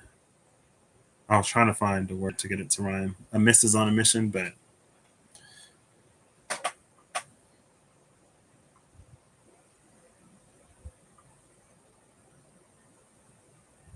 and it's almost the like if you want something done right, you have to do it yourself type of energy.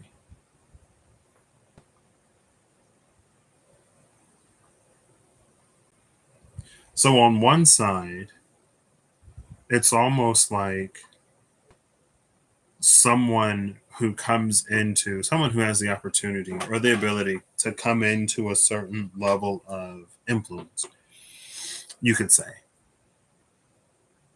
but who started off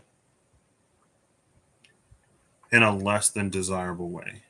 And on the other side, you have someone who already is like well off, regardless of if they've acquired it or if they were born into it, but who was seeking like purpose. And apparently they found one. And apparently the divine is fully 100% backing and supporting them. But it's almost like this two-pronged approach, one from a position of influence and affluence, the other from a position of, you could say, lack, but from a position of experiencing things on the other side of the spectrum, and it feels like they're working towards each other. Now, there's a lot of reception on the side of lack. And so I guess I wouldn't be surprised if one of resource, abundant resource, were to recognize a potential or a flame in the other and to like elevate them. If that is the case for this person, it's for them to know and remember everything that they've overcome, accomplished, and achieved to get to this point. So that if and when it is given, it is very much so deserved. Again, going back to us asking for, wishing for, manifesting things, and the bottleneck is our capacity to receive, can be. In this case, is our capacity to receive and our capacity to be who we need to be to go wherever it is that we want to go.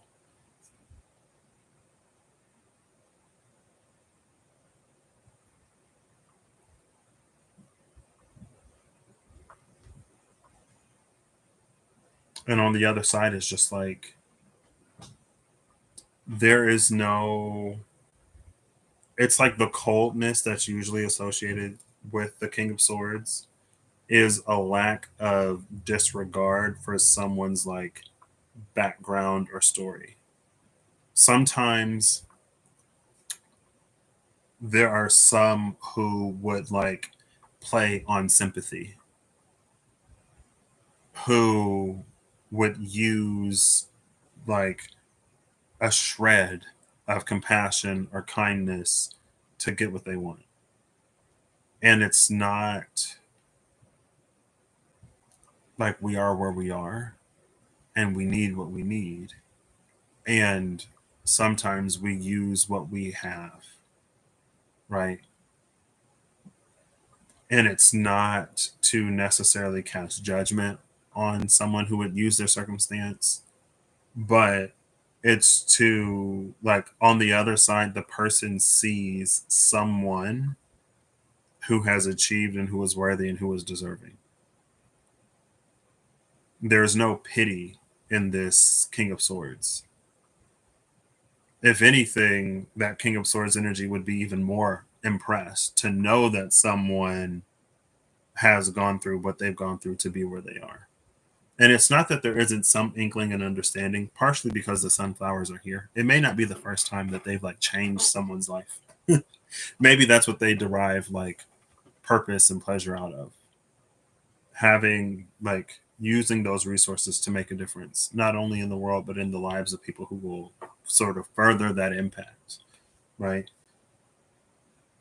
Um, but yeah, it's like, if anything, instead of like pitying the person and giving them resource, they're even more impressed. Almost partially with themselves for their discerning eye. Like, I knew there was something about you. Like, yeah, everything you're saying just clarifies. And again, it's the King of Swords. It's not done out of pity. It's not done because a sob story made somebody feel bad. And I think for the Six of Wands individual,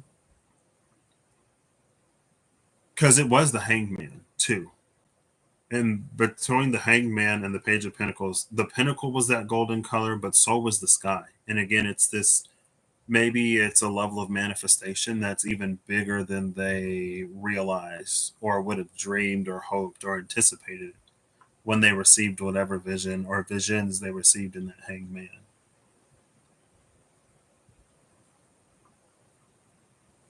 It feels like there could be a trigger of like a question of worthiness from their side.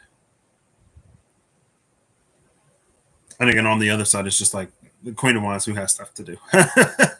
They're on a mission to make the world a better place. Wow, interesting. I had a feeling that this wouldn't necessarily be conflicting because the Two of Wands in this deck is one of alignment. This isn't a Two of Wands where there's like a crossroads or an impasse or a conflict or contention. There's harmony in this Two of Wands by itself.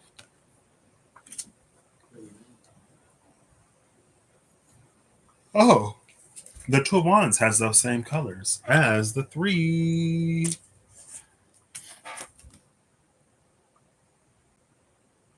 The two beyond the three.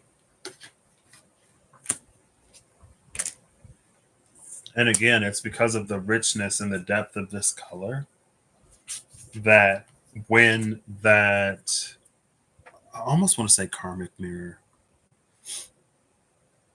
but when that as within, so without is activated, the within is rich and lush and full of substance rather than being not.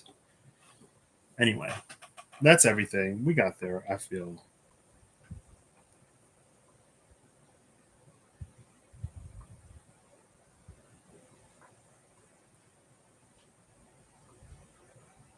Yeah.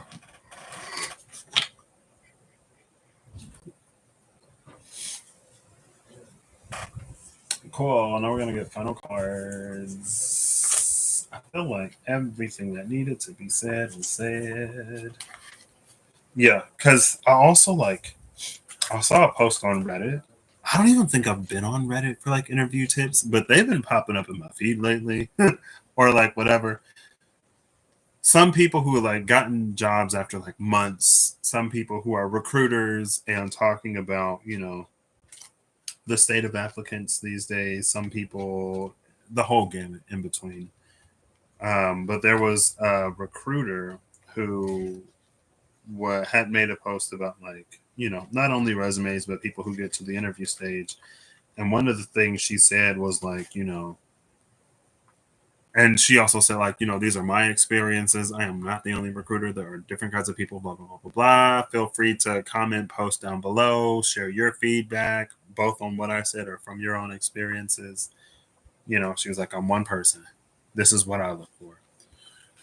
But one of the like interview don'ts that she put out there was like, don't go into it mentioning like how you need a job because of your family or whatever situation you're in. And her thing was like, it almost comes off as you're trying to guilt trip the other person into hiring you. And I don't remember if she said it or if I'm implying where it was like, also you want to be hired because of your fit or because of your merit or whatever like that. Right. And so I kind of pull from that in a way with that King of Swords. Because part of that King of Swords, the King of Swords isn't swayed by emotions, but it doesn't feel cold either. Right. And I think, especially when we're in a place of need or when we feel like when we are wanting or desiring something and we don't get what we want, we feel it as a coldness. We can feel it as a coldness, but it's just like, just because one doesn't, just because one isn't emotionally manipulated by us or isn't so moved by our circumstance that they would compromise themselves, their station, or their integrity, doesn't mean that they're cold and heartless. You know? Not necessarily. For most, it's an indicator, and I'm sure for some, they truly don't care. But that's not like a guarantee or an automatic. This person is cold and heartless because they didn't give in to my attempts to use my situation to manipulate them into a certain outcome that favors and desires me. But again, we're human.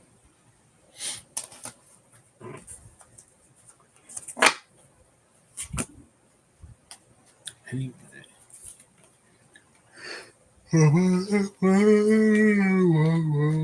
Excuse me. What am I gonna eat? Oh, I still got some quesadillas I can make up. I don't know what I feel like eating today. I kind of want to make a curry, like an egg curry. There's like this cashew gravy that is so good. I'm almost just like craving the gravy. It's like so rich and so good. I almost now that I've made like one sort of masala, like a dry masala, I'm like I could make another. That oof, it was so good. Now usually when I cook curries, or more often than not usually, actually not too much the last time. Previously, we would use a lot of like pre mixed. We would like get a masala mix. So you'd have like your pav bhaji masala or your butter chicken masala, your chicken tikka masala, like the whole spices already ground and mixed, and a portion of the spices as well. But I made it like a kadai paneer, and so I had to put in like black peppercorns and whatever else was in there, roast them, and then grind them to make that spice mix, and it was so good.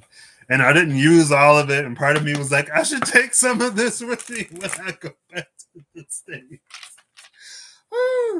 Because even like there was like a pepper, some peppers, and maybe some other stuff, maybe like some onion and tomato that was in there, and I tasted it after I seasoned it. The daughter so was just flipped over with death at the bottom of the deck and the tower under death. The tower is under death, and the Eight of Pentacles is under that. Almost the whole what the tower and the magician, a destruction of our own making. This is like a spider that gets caught in its own web with limited knowledge and understanding. And that Page of Swords energy, low hanging fruit. Um, but anyway, oh, and then the Father of Swords is there, which is our King of Swords, who is not the daughter. That's the thing about to me, that's the thing about the King and Queen of Swords, too. A lot of, when you have 78 cards and all of eventuality, circumstances, histories, past, presents, and futures, the complexities of human characters and natures, some of the things are going to be like grossly oversimplified, or the bounds are going to be pushed as one card tends to take on the characteristics of a certain personality or just events or whatever. So somebody in the deck has to be the pure logic over anything else. I get it, I understand. But the king and queen to me, and this is something that I actually had a conversation like this a few months ago. And I was told that I was sort of wrong, but I think I was right. Because I'm me, and why wouldn't I think that? But in my mind, if the king and queen of swords epitomize the peak of knowledge, then they have to know when they don't know something, or they have to know when a logical approach isn't necessary, right? And so maybe they take convincing. Sure, I can extend that. But I feel like the king and queen of swords aren't going to risk being wrong just because they don't understand something. I feel like they would be intelligent enough to know when they're not intelligent enough. And they wouldn't forego incorrectness just like I feel like if you project the pride of like maybe the shadow of the King of Wands, and I guess you could say the shadow and the King and Queen of Swords in and of themselves, sure, that always have to be right or whatever. But I feel like a King of Swords would seek out prophecy just as well as any other anyone else, right? They wouldn't go, oh, I don't understand that, so I'm not gonna whatever, and I'm gonna discredit it. They're like, if you can give me an answer to a question that like I can't get the answer to and be right, especially multiple times, then yes, I'm going to take advantage of whatever knowledge, information, resources, methodologies, modalities you have to come to a correct conclusion. Because, it feels like with the father or mother of swords, more than they care to be in the know, they want to be right. Oh, look, and then there's the emperor with the king of swords. Because there are larger things at stake than their pride, or especially when there's larger things at stake than their pride.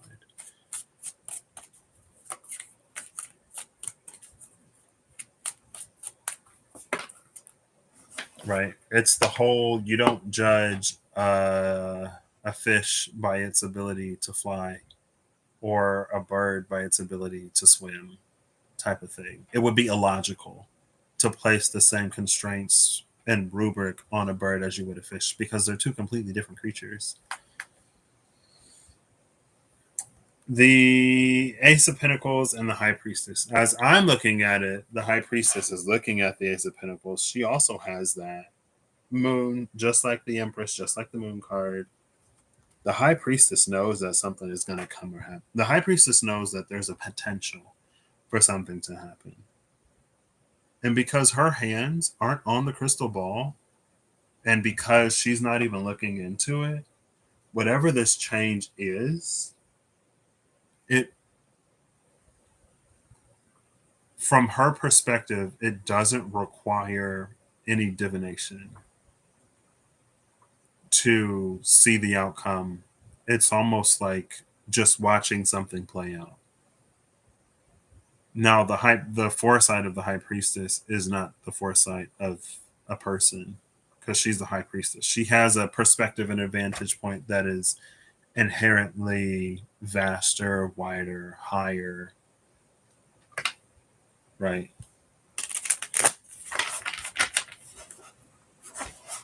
Ooh, now the world is with the Ace of Pentacles.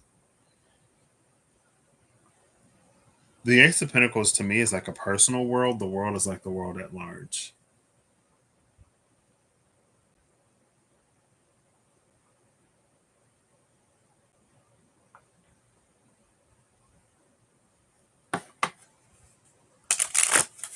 Now I'm like intrigued all over again.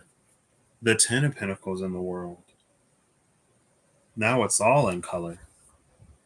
And the Pentacles are there too.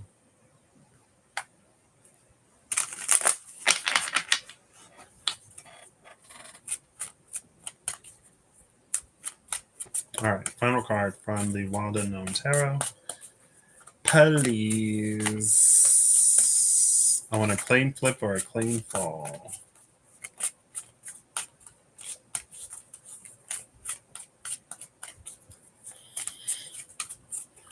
I'm hungry. It was a clean enough flip. Bottom of the deck is the Four of Wands, which we've been seeing in the SKT. Also, it holds another portal, but this is a portal within a portal. So this portal within a portal, assuming you go into it at its eye. Well, I guess that was true of the Wheel of Fortune as well.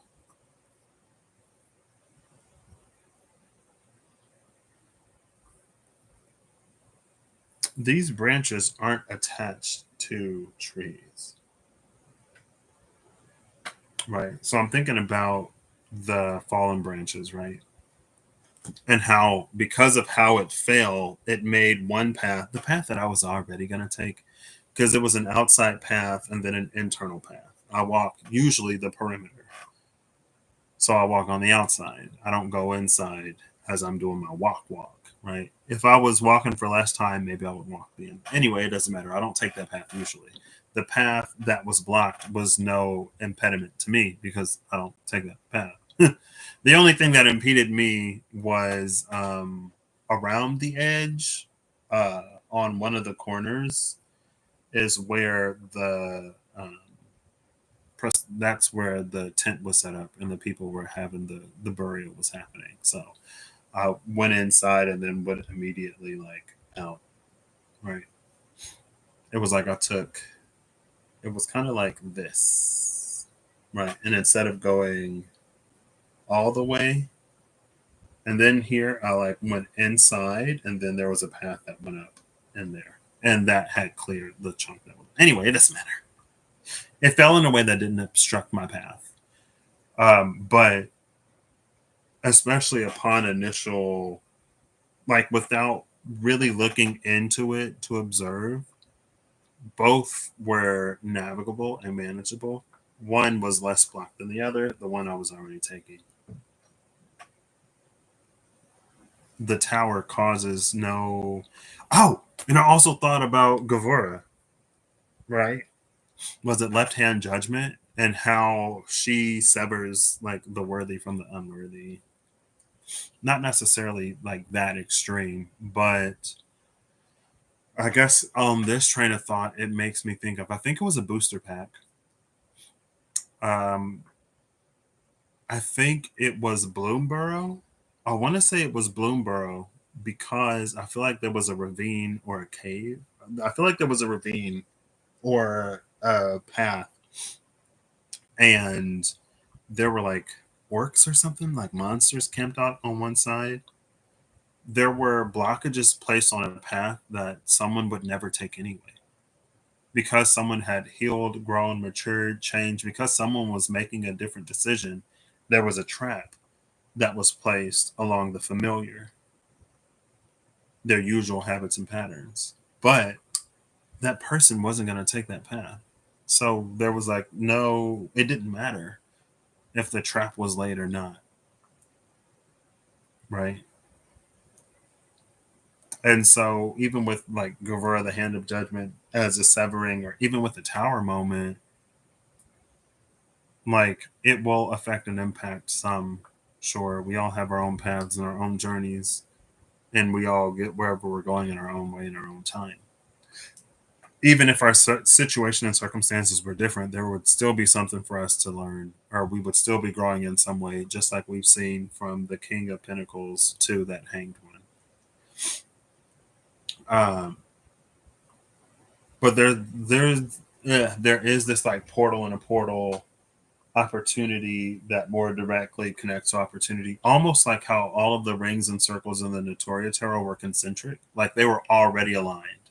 So almost no matter where you fall in, you are going to naturally find a path forward and forward and forward and forward and forward, transversing who knows how many parallel timelines, realities, or dimensions to end up and get where you're going. Rather than the Wheel of Fortune that we saw, that was like you may like your approach angle, you may want to adjust depending on how many layers deep you want to get, or if you want to end up in the void of space. There's an alignment to this because of the concentricity, because of their concentricness, like the diamond within the diamond. The Four of Wands is behind that, and the Tower is behind that, but Temperance is behind that at the bottom of the deck. Temperance coming in almost as like a channel or a balance to not be overwhelmed like this tree was. There's almost like it was too much power, too much electricity for the wood to effectively disperse or conduct or whatever. Usually not a great conductor, usually more of an insulator. But I guess through nature of being an insulator, it fights the flow inherently because of just what it's made out of. But the lightning, it doesn't win, but without the flow, it just builds up and then has to go somewhere. This temperance is like a conductor of that to more seamlessly make the transition from one to another.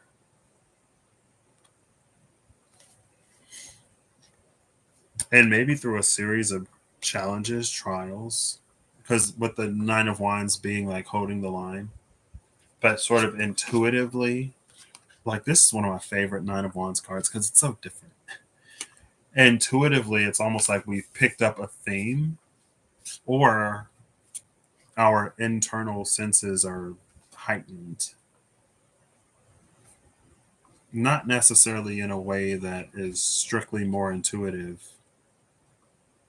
Almost like we're better able to take stock of where we are, know where it is that we want to go, be knowledgeable of our strengths and weaknesses, our flaws and our triumphs, and to meet the world with that knowing. So if we're presented with a challenge, we can see like what it's teaching us, what we have to gain from it, what we have to like navigate. We can see sort of how we become better and better, stronger and stronger, and how ultimately it will benefit us. So rather than being resistant and sort of like combusting because we can't properly conduct those energies and just allow things to flow and not build up, we can have that balance and go through the whatever, right? Now the cards that came out, the Ten of Cups and the Ace of Pentacles. The Ten of Cups, the Ace of Pentacles with the Four of Wands, that's gorgeous energy. Also, I didn't see this card. I did see the Ace of Pentacles. The Moon is behind the Ace of Pentacles. And again, it's almost giving that a world better than we would have dreamed or imagined. The configuration of this 10 of Cups with the 10 of the Wheel of Fortune is similar-ish, but it's not as tangled of a mess as it was in that Wheel of Fortune. There's something in this Cups. There's something in the 10 of Cups that's a lot easier to navigate and manage. Little Justice is in between the King of Wands and the King of Pentacles.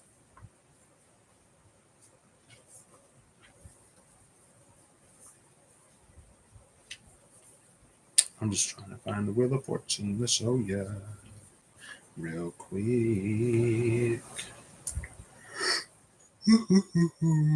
Excuse me. The Two of Wands, the Sun, and the Emperor. Where is this Wheel of Fortune?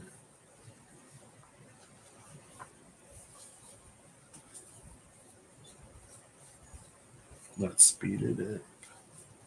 Is it at the top of the deck? It's very close to the top of the deck. I don't know. Maybe it's just me.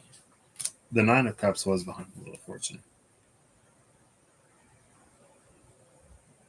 Feels like this has more order.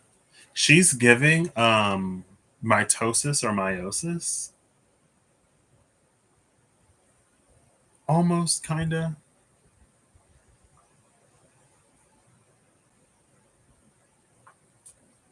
But then this would split into two fives of cups. Like this is when it would pull. It's one of them. I want to say it's meiosis, but it could be mitosis. Because either way, I don't know if it's like two copies or if it's one copy. In meiosis, it's like half of the genome. In mitosis, it's the complete genome. Also, it's giving agape. I don't know if agape looks like that. I think it's kind of like this. But it's like these two things will like, almost like these voids are substantial. They'll like pull apart. And so you'll get half up here and half down here. And then like this, the darkness will come in and pinch it off. So you get like 5 cups up here full of color and 5 cups down here. The only difference would be on the bottom, you would have 5 cups each with a blend of color. And on the top, you would have 5 cups that are purely whatever that color is.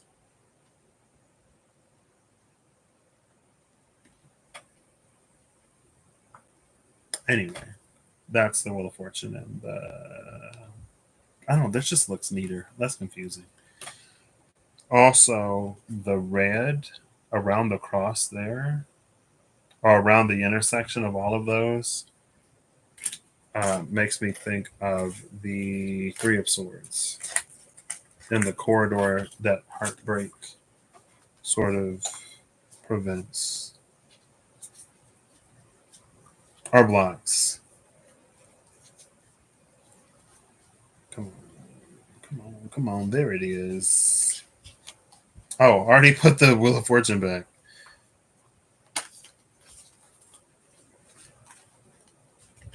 So maybe that's another reason too why the Wheel of Fortune may not be the most reliable thing right now. See the center of the Wheel of Fortune and the red ribbon? That's the Three of Swords energy. Three of Swords at the heart of the Wheel of Fortune is similar to the Five of Pentacles that motivated that fool to leap. You could say it impairs our judgment.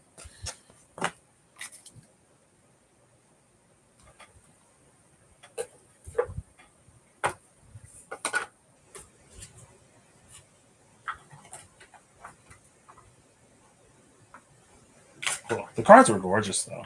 Ten of Cups, Ace of Pentacles, the Four of Wands. What was that third card that I already forgot? The Moon. The Moon just like it's unexpected because of the Moon, but with that Nine of Wands, it's like someone knew that's what they were building up to, and that was the honing of the internal sense, right? So it's unseen but not entirely unexpected. Now we have, was that the Fool and Strength on one deck. I'm gonna go a little quicker here. Plain flipper, clean fall. Clean flip, clean fall, please.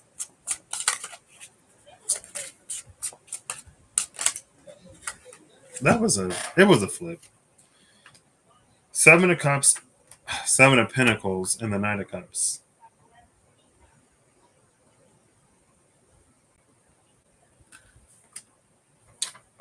This is a reliance upon foreign waters to cultivate a field.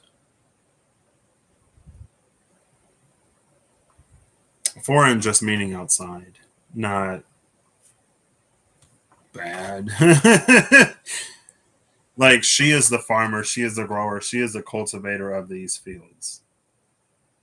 But the water is coming from the Knight of Cups. So there's a dependence and a reliance upon this to deliver what is necessary for these to grow. The Knight of Cups doesn't feel like it's the Seven of Pentacles. Bottom of the deck is Temperance.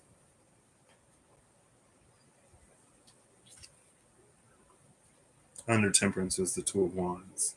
Again, looking outside of the structure that he stands in.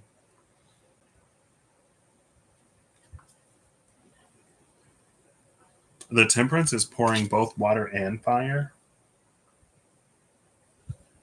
Temperance is interesting because does it bring something into balance or does it pour in equal measure? Right. Will the Temperance pour out water because that's what the Pentacles need? Or will she sometimes dispense fire as well?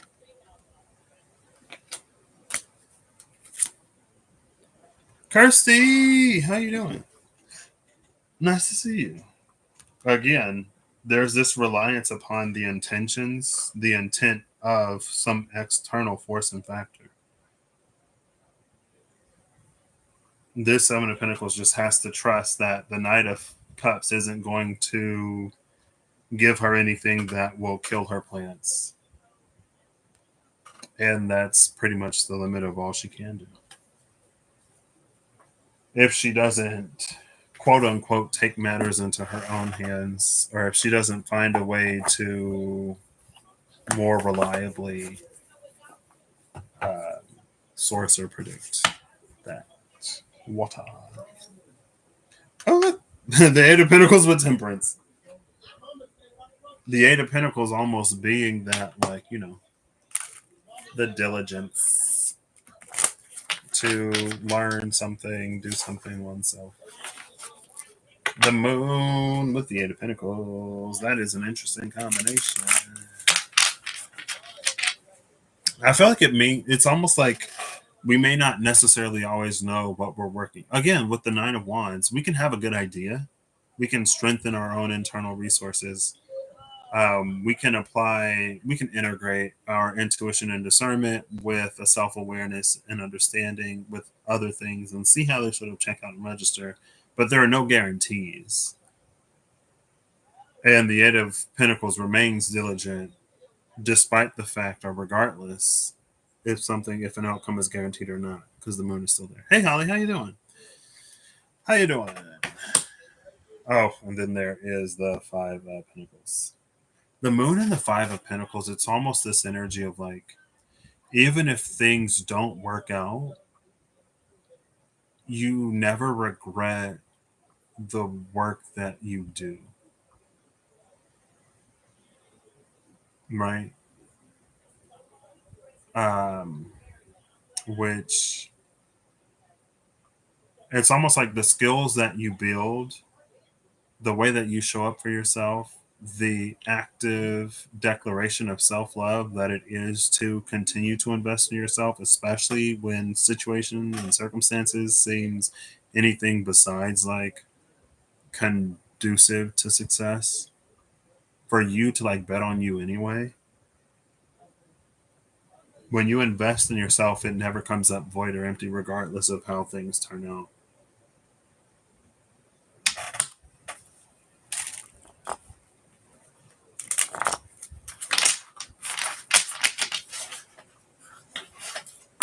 Now the Eight of Wands is with that Five of Pentacles. Something is about to change quick. But it's because that work was put in with the Eight of Coins.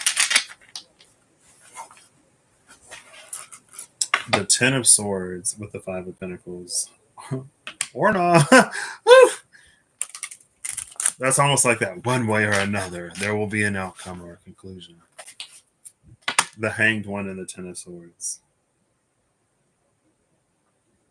Again, that almost plays on that. Sun in Gemini. That's right now. I mean, it's the third decan of Gemini, but the sun is in Gemini right now. It's Gemini season. Speaking of season, I am getting hungry. Neptune is currently in Aries in a sextile to Gemini energy. I think the sun we should be far enough into Gemini season that sextile is like loose. Like the first, I guess the last few days of Taurus season to the first few days of Gemini season is when the sun would have been sextiling Neptune, who's like maybe at 1 degree of Aries, but largely, sextiling. Ooh, no. Page of Cups just tried to lead a whole army of cards in a dirty flip rebellion. The sun and the Page of Swords at the cut. As I see it, the sun, the page. Oh, yeah, okay. As I see it, the Page of Swords is facing the sun. The look on their face, though, I don't know.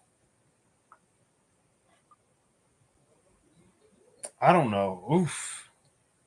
That is a literal child on this horse. Why is this Page of Swords looking at this sun like it's the Seven of Swords?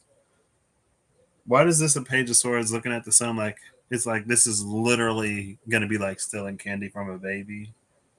It's like, girl, the inspiration is one thing. That is something else entirely. Ooh, that sounds so good. One of my friends is actually in Italy right now. And she posted pictures of the Trevi Fountain, and it had water in. I was like, when I was in Rome, like the Trevi Fountain was empty. Ooh, the world. Oh look, I said, why is the Page of Swords looking at the sun like the Seven of Swords, and then the Seven of Swords is literally there at the cut. but the world is there. I don't know. The yin yang in the world is almost giving me more like a balance of karma.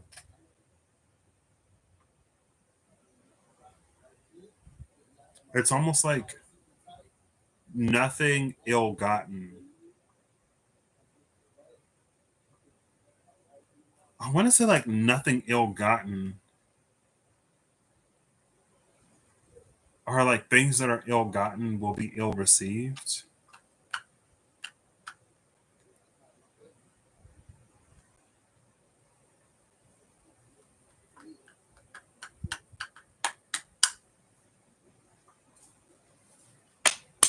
Oof.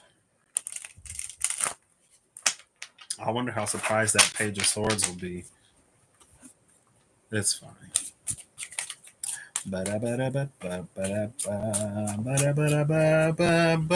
Three berry bagel. I have bagels. I could make. That's what I could do.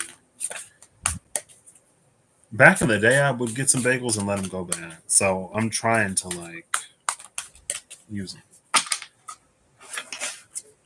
Strengthen the world. See, and then there's that kindness. So the Page of Swords that would try to Seven of Swords, the Sun card, try to steal candy from a baby. That could be, it could be anything. Take it as it resonates. We ain't got to get into specifics. We ain't got to go there. So we won't. And whatever the karmic balance of the world was, now we see the like loving, kind, compassionate, nurturing relationship between this lady and this line that has the, that strength. And the world will sort of balance more of that. I think it's fine. We ain't got to go there. Things that are ill gotten will be ill received. Temperance and strength. Temperance strength used to be a thing back in the day for a hot minute. I did like a whole. I think I was the only one in that series. There was a series of reads I was gonna do, like reading inspired by the style of like other readers. So it was like a carpet read because there was another reader who would sometimes read on the carpet. So I did a carpet read. And temperance and strength came out. Temperate strength is much like the tiger. To apply as much strength or force as necessary in a situation. So it's not necessarily a one size fits all approach. 814 is also Leo season.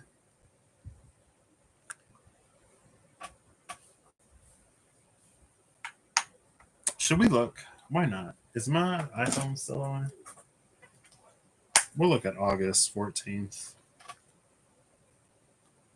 Because I can. So the sun is going to be 22 degrees Leo. Let's start in Aries. At the top, Saturn and Neptune will be conjunct at 1 degree of Aries, both retrograde. The moon is in Taurus on this day. Uranus is 1 degree of Gemini. So it will be exactly sextiling both Saturn and Neptune retrograding Aries. Jupiter is at 14 degrees with a loose conjunction to Venus at 17 degrees of Cancer. Leo is holding the sun at 22 degrees and Mercury at 4 degrees. So Mercury will be in a loose trine to Saturn and Neptune retrograde in Leo, but in a sextile, in a loose sextile to Uranus and Gemini.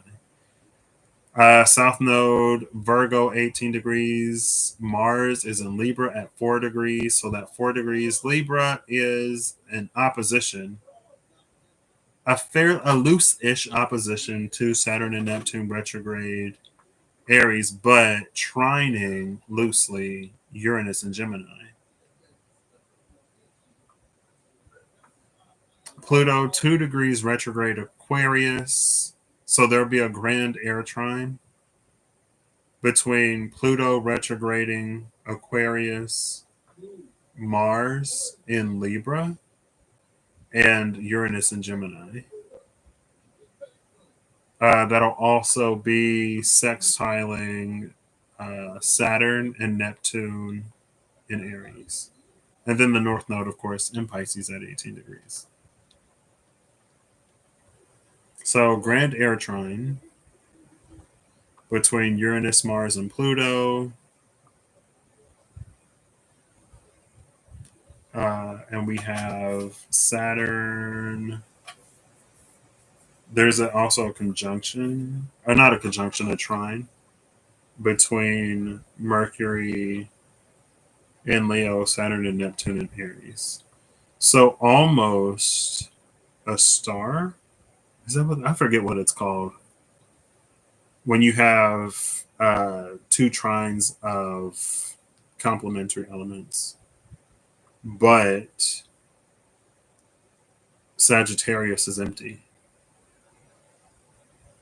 All the makings of an air trine that has sextiles and is in opposition to a fire trine, but Sagittarius is empty.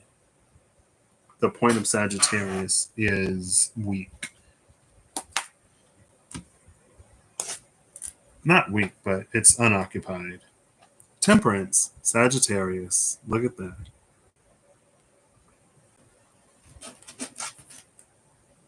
And strength, Leo. Where's Chiron? Oh gosh. Oh, we got a follow. We have a slider. Is this, are you my final card? Six of Pentacles, Moon in Taurus. The moon is going to be in Taurus on August 14th. Look at that. Maybe that's just a little confirmation that maybe something will go down on August 14th. I don't know. Oh, this is in London. I didn't change it back. And also, that's like 10 p.m., but that's fine. So the moon is going to be in Aries for the top part of the day, and then it's going to transit into Taurus. Because at 10 p.m., being 4 degrees means that it was in Aries earlier in the day. But moon in Taurus, moon in Taurus. You see it there, moon, Taurus, Six of Pentacles, moon, Taurus, and that is August 14th, 2025 in London. Which means that, at least in the US, it'll be in Taurus for more of the day rather than the end of the day. Am I taking this? Oh my gosh.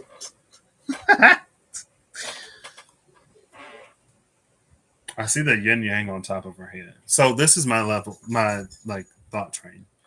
I noticed first that she doesn't have any scales. She doesn't have the scales in one hand as she's dispensing in the other. She's giving also to both. And then I noticed the yin yang on top of her head. Amidst those, like, two pentacles on one side, two pentacles on the other side, and the yin yang because of the world card. And it had the yin yang, but it felt almost like more like a balance of karmas.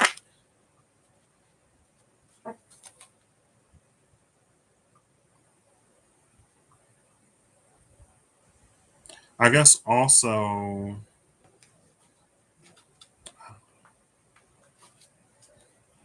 all right, I'm not going to take that as a final card. It slid out because I shuffled like half of the deck, and then I like let it go because it stopped shuffling, and then it just like slid. It took advantage of that opportunity. Am I going to try it again? No, I'm not going to do it. All right. Final card from the final deck, Astro Matrix. Please. Clean flip or clean fall.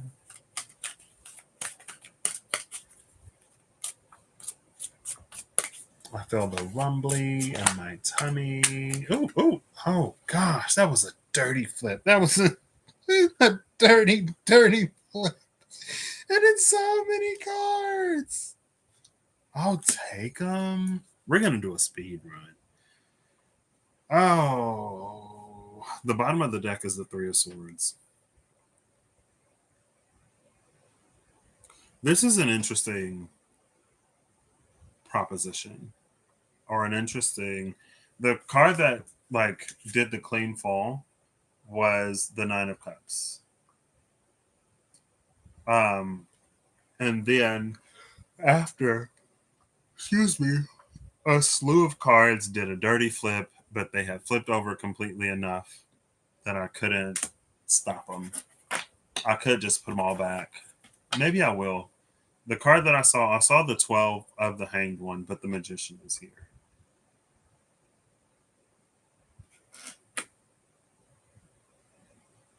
This is an interesting combination of cards because with the magician, we are working to bring. Oh, these are rough. With the magician, we're working to make something happen, utilizing the resources that we have. Right. With the Nine of Cups, it's like we can hone in on like working to make a dream come true, working to fulfill a desire. What else would we work towards? There are plenty of things that we can work towards. The hang up for me, or the interesting, intriguing part for me, is the Three of Swords here at the bottom of the deck. And um,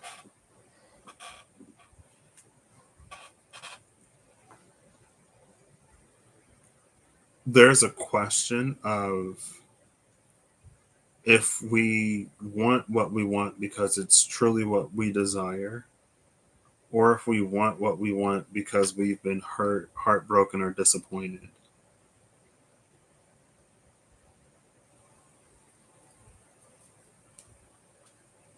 This is the motivation for this. And sometimes we wish for, I don't want to say that. It's just a question. Um, Now, the Nine of Wands that we've seen in the Wado known tarot that had the moon at the top, which was like seeing deeper, really seeing the lessons and integrating so that by the time wish fulfillment comes around, or by the time the Wheel of Fortune spins, or by the time those personal portals open up for us to encounter a world that more fully reflects an internal condition, anything that was to grieve, we've grieved. Any heartbreak or loss that was for us to come to terms with, we've come to terms with under that particular Nine of Wands.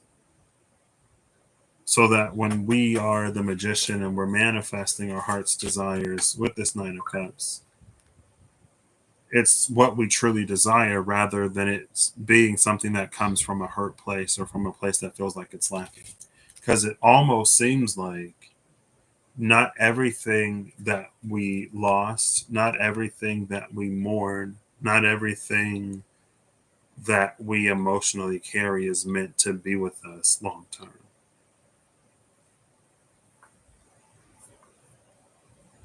And so I guess also with like the lightning, I know it's Nikola Tesla, but she is kind of given Frankenstein vibes.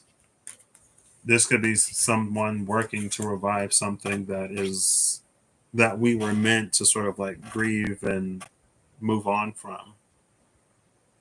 But we can create the relative success is I don't know, but we can most certainly work towards reviving something, bringing something back to life that we maybe will realize in time that we should have let go.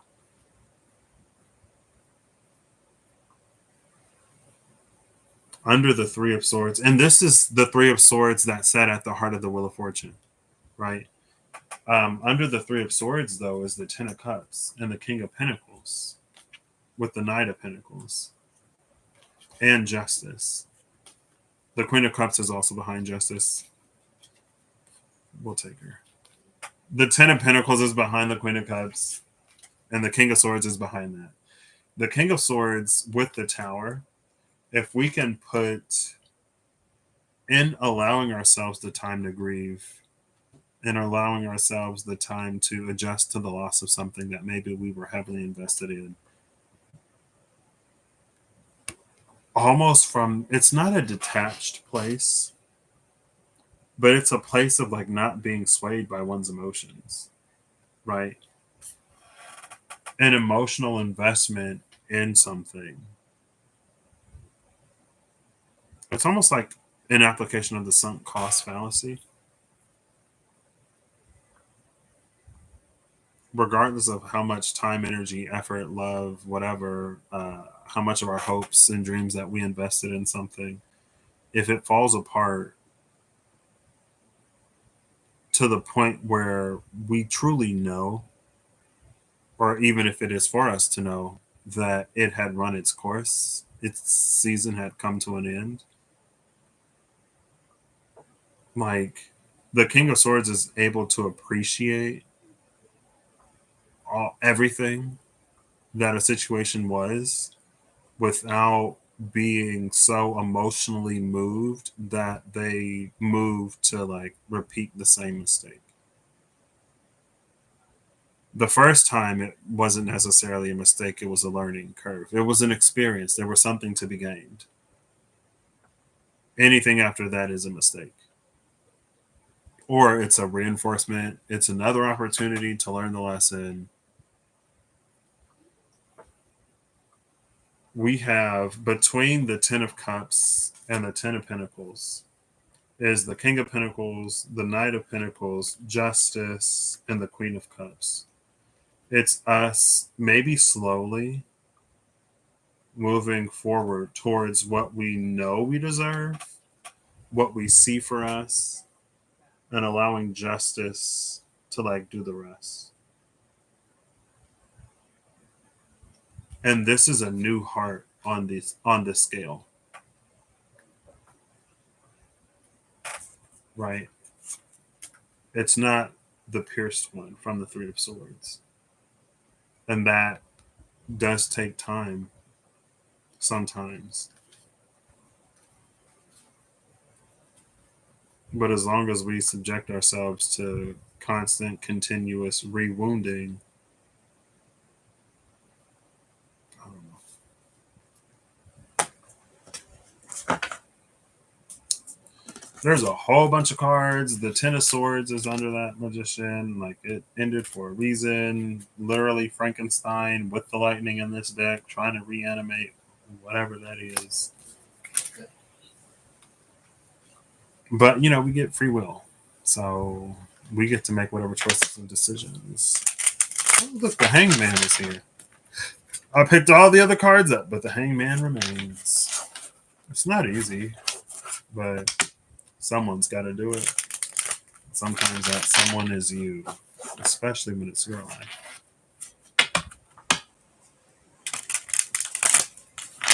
Take it as it resonates. If it resonates, and if it don't resonate, don't take it. And if it does, apply a heaping amount of discernment.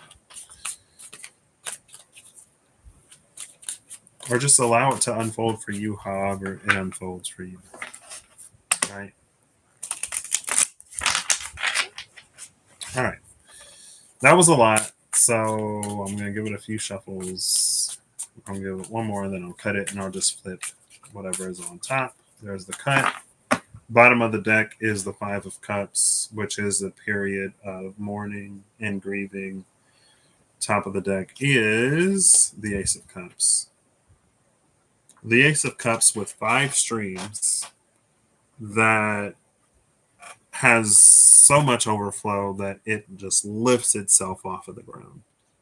The waters are coming out with that much force. What was lost here pales in comparison.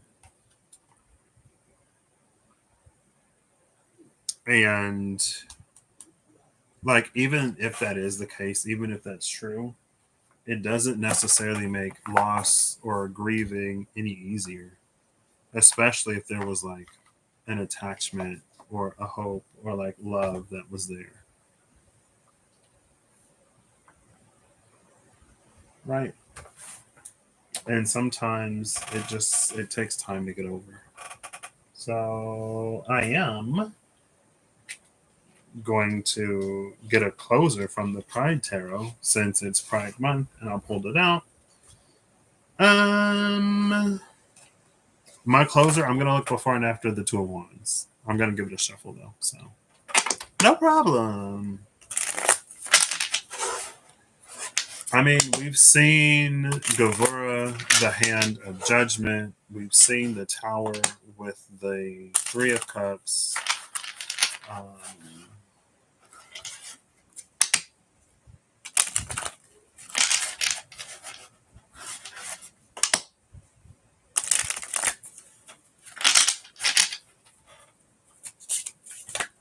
Okay, well, the messenger is here. Don't shoot the messenger. It's the Hierophant in this deck. Bottom of the deck is the Two of Swords. Oh, I think I was thinking of the Two of Swords. What's the Two of Wands in this deck?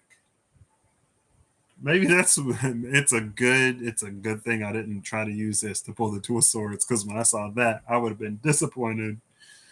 Oof. The Messenger and the Two of Swords is interesting. The Two of Swords is being at an impasse. Because if we try to apply logic to a situation, there isn't necessarily a clear outcome or a clear advantage one way or the other. It's almost like being at a mental stalemate.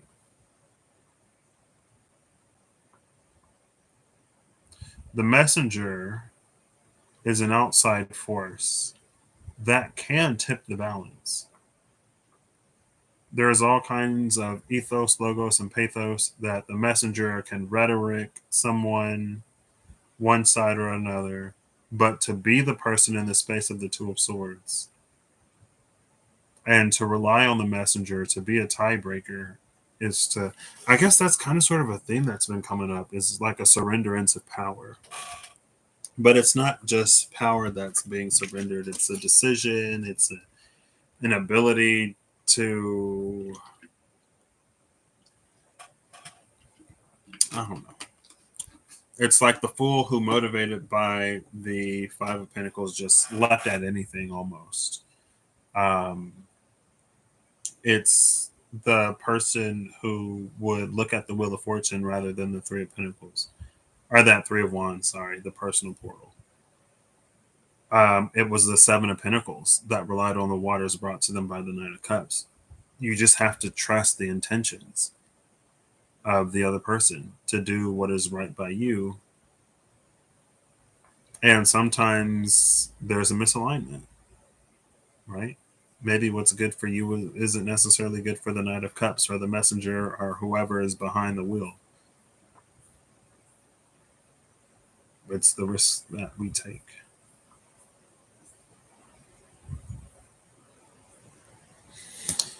It's just why we are extra discerning, right? So we're looking before and after the Two of Wands.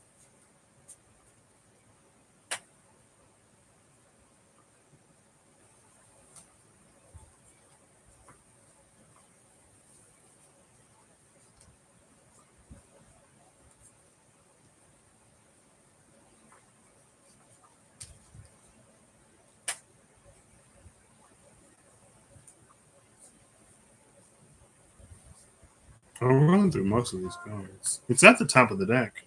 Oh, look, it's the Knight of Pentacles again. I love this Knight of Pentacles.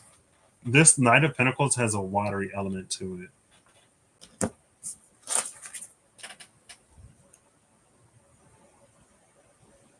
Oh, I guess this Two of Wands would also work, because they're pointing in opposite directions. One of them points to the Knight of Pentacles. The other points to the Two of Pentacles.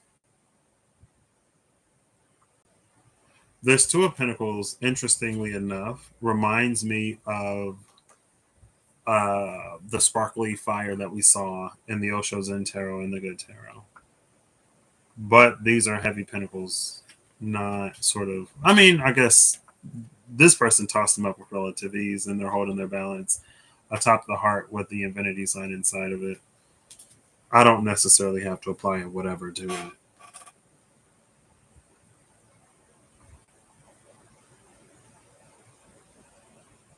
But it almost gives me, in the threads of fate, not the Weaver Tarot, but the Oracle deck.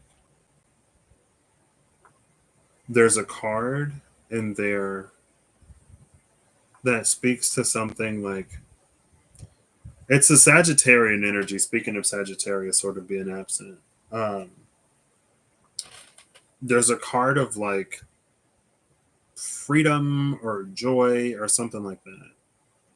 But the shadow is, if we're not careful to attend to the things that we need to tend to, then we may only be creating um, larger issues later. In the Two of Wands, there is a split sort of path. One of them facing the Two of Pentacles, the other facing the Knight of Pentacles. The Knight of Pentacles does what they need to in the moment to have greater comforts later. If in the heaviness of life, in the day to day, in the doldrums, in the disillusionment, again, with the Four of Cups being like, um, we can slip and not slide. We can have our days, our times, and our moments, and it not jeopardize like, oh, because I had this one human moment of whatever, this one day, I am going to have to endure this whole cycle or blah, blah, blah, whatever. There's grace. There's an extension of grace and mercy that is given to us. We're not expected to be perfect. If we were, we'd be created perfect, right? But this is like, you could say, a frivolous discard or disregard of the things that need to be taken care of. And in the moment, if that's what the person needs, that's fine, as long as he picks up those pentacles. Because it's almost like if they hit the ground, I don't know. Also, we have this, you could say maybe divine hermaphroditic sort of Mercury energy. I think it's the trans symbol. I mean, there is a trans flag there, but it's more so this element of like a certain harmony that exists between the masculine and feminine. This is what the feminine, that's the masculine. And is that Sagittarius? Doesn't it look?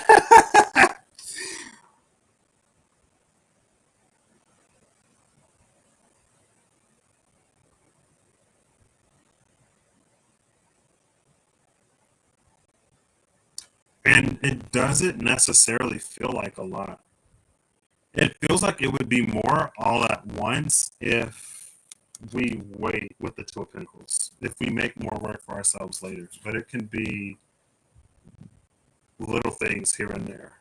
And so the messenger with that Two of Swords, it's almost like we don't have to have everything figured out. We don't have to know everything. We don't have to have a complete picture. But if our intuition and discernment is telling us, okay, like, do this here, do that there, a little bit, there's going to be like a concentration or a concert. Like, all of those efforts are going to work together. So, have a good night, Kirsty. See you later. A little bit at a time goes a long way. And in balance and moderation. Like, joy and fun is also a part of this balance, right? This imbalance is more than healthy. And a little bit of this imbalance will get us where we're going. And these two seemingly opposing directions can have the same destination, ultimately. So, that's what I got. I shouldn't be too surprised that, well, I guess we did get, anyway, it's, again, with the whole thing, although the tree had lost some branches, it is still going to be able to survive. It has more than enough foliage to photosynthesize and participate in all of the gas exchange through its little stomas and the leaves. The path that was blocked wasn't one that, for me personally, it wasn't one that I was going to take anyway. So, again, with the conducting whatever energies in life, I think sometimes, kind of sort of like with the Three of Swords, the Magician, and the Nine of Cups, um, sometimes as humans we have to deal with the experience of loss, like a loss of an opportunity, even the loss of a thing, less so of a person, not necessarily of grieving, but like if we lose opportunities that weren't for us, or if we lose access to things that weren't for our higher good, or even things that we cared about or would engage with, sometimes just like knowing that we lost something makes us desire, like, I didn't consent to like losing this, even if I know it's not great, like I still wanted the option to be there. It's like we don't lose anything. And if we can, like, if the lightning striking the tree, which was inherently in, like, an insulator, if we can just allow for those things to flow, then we can be enlightened by the lightning, and we can get whatever key the Hierophant, that bird, that crow had to offer, rather than being blown apart and singeing at the singeing. Is that the word? Is that the word I want? Like, if something is singed or smoldering, I guess rather than like smoldering at the bits where that disconnection sort of happened, we can just like let it go. Because ultimately, I don't know if it's almost an energy of a massive restructuring, almost, but not necessarily. With the Ganesha energy, the uh, destroyer and erector of obstacle, traps that lie on pathways that we're not going to take anyway, because we have grown and evolved and changed, things that we don't necessarily have to worry about because we're not the same person that we were, and we're not motivated. It's like, again, we can go through life and we can experience whatever challenge, hardship, and difficulty and circumstance that we experience, but we don't have to be so singularly motivated by them that we pour all of our hearts and all of our desires into a thing to be relatively easily taken advantage of, or where we can see something and project all of our hopes of whatever onto it, and just again trust that its intentions align with our own, or that its intentions align with our uh, benefit or well-being.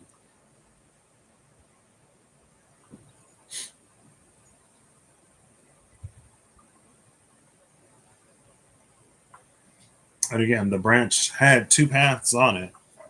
Both of them, now we see, culminate at being separate from the bulk of that tree. So anyway, thank you, Eve, Kirsty, and Holly, for stopping by. I hope you all have an amazing whatever whenever you see this. I hope you're acting in alignment to make all that you wish to experience your reality. I hope that whatever you need along your path journey you find. And I hope that I don't know, there's been an energy of like being able to, in some way, shape, form, at some maybe critical moment, maybe it's an opportunity that you'll be able to identify, uh, like take greater control of the direction, I guess, that your life is heading in. And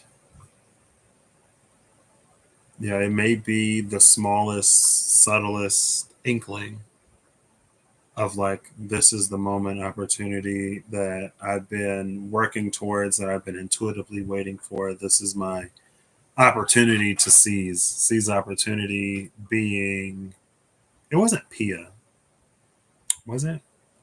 Somebody in the lightning proving. I don't know. Anyway, I think that's it. Oh yeah, because it was this. I was like, where did Ganesh come from?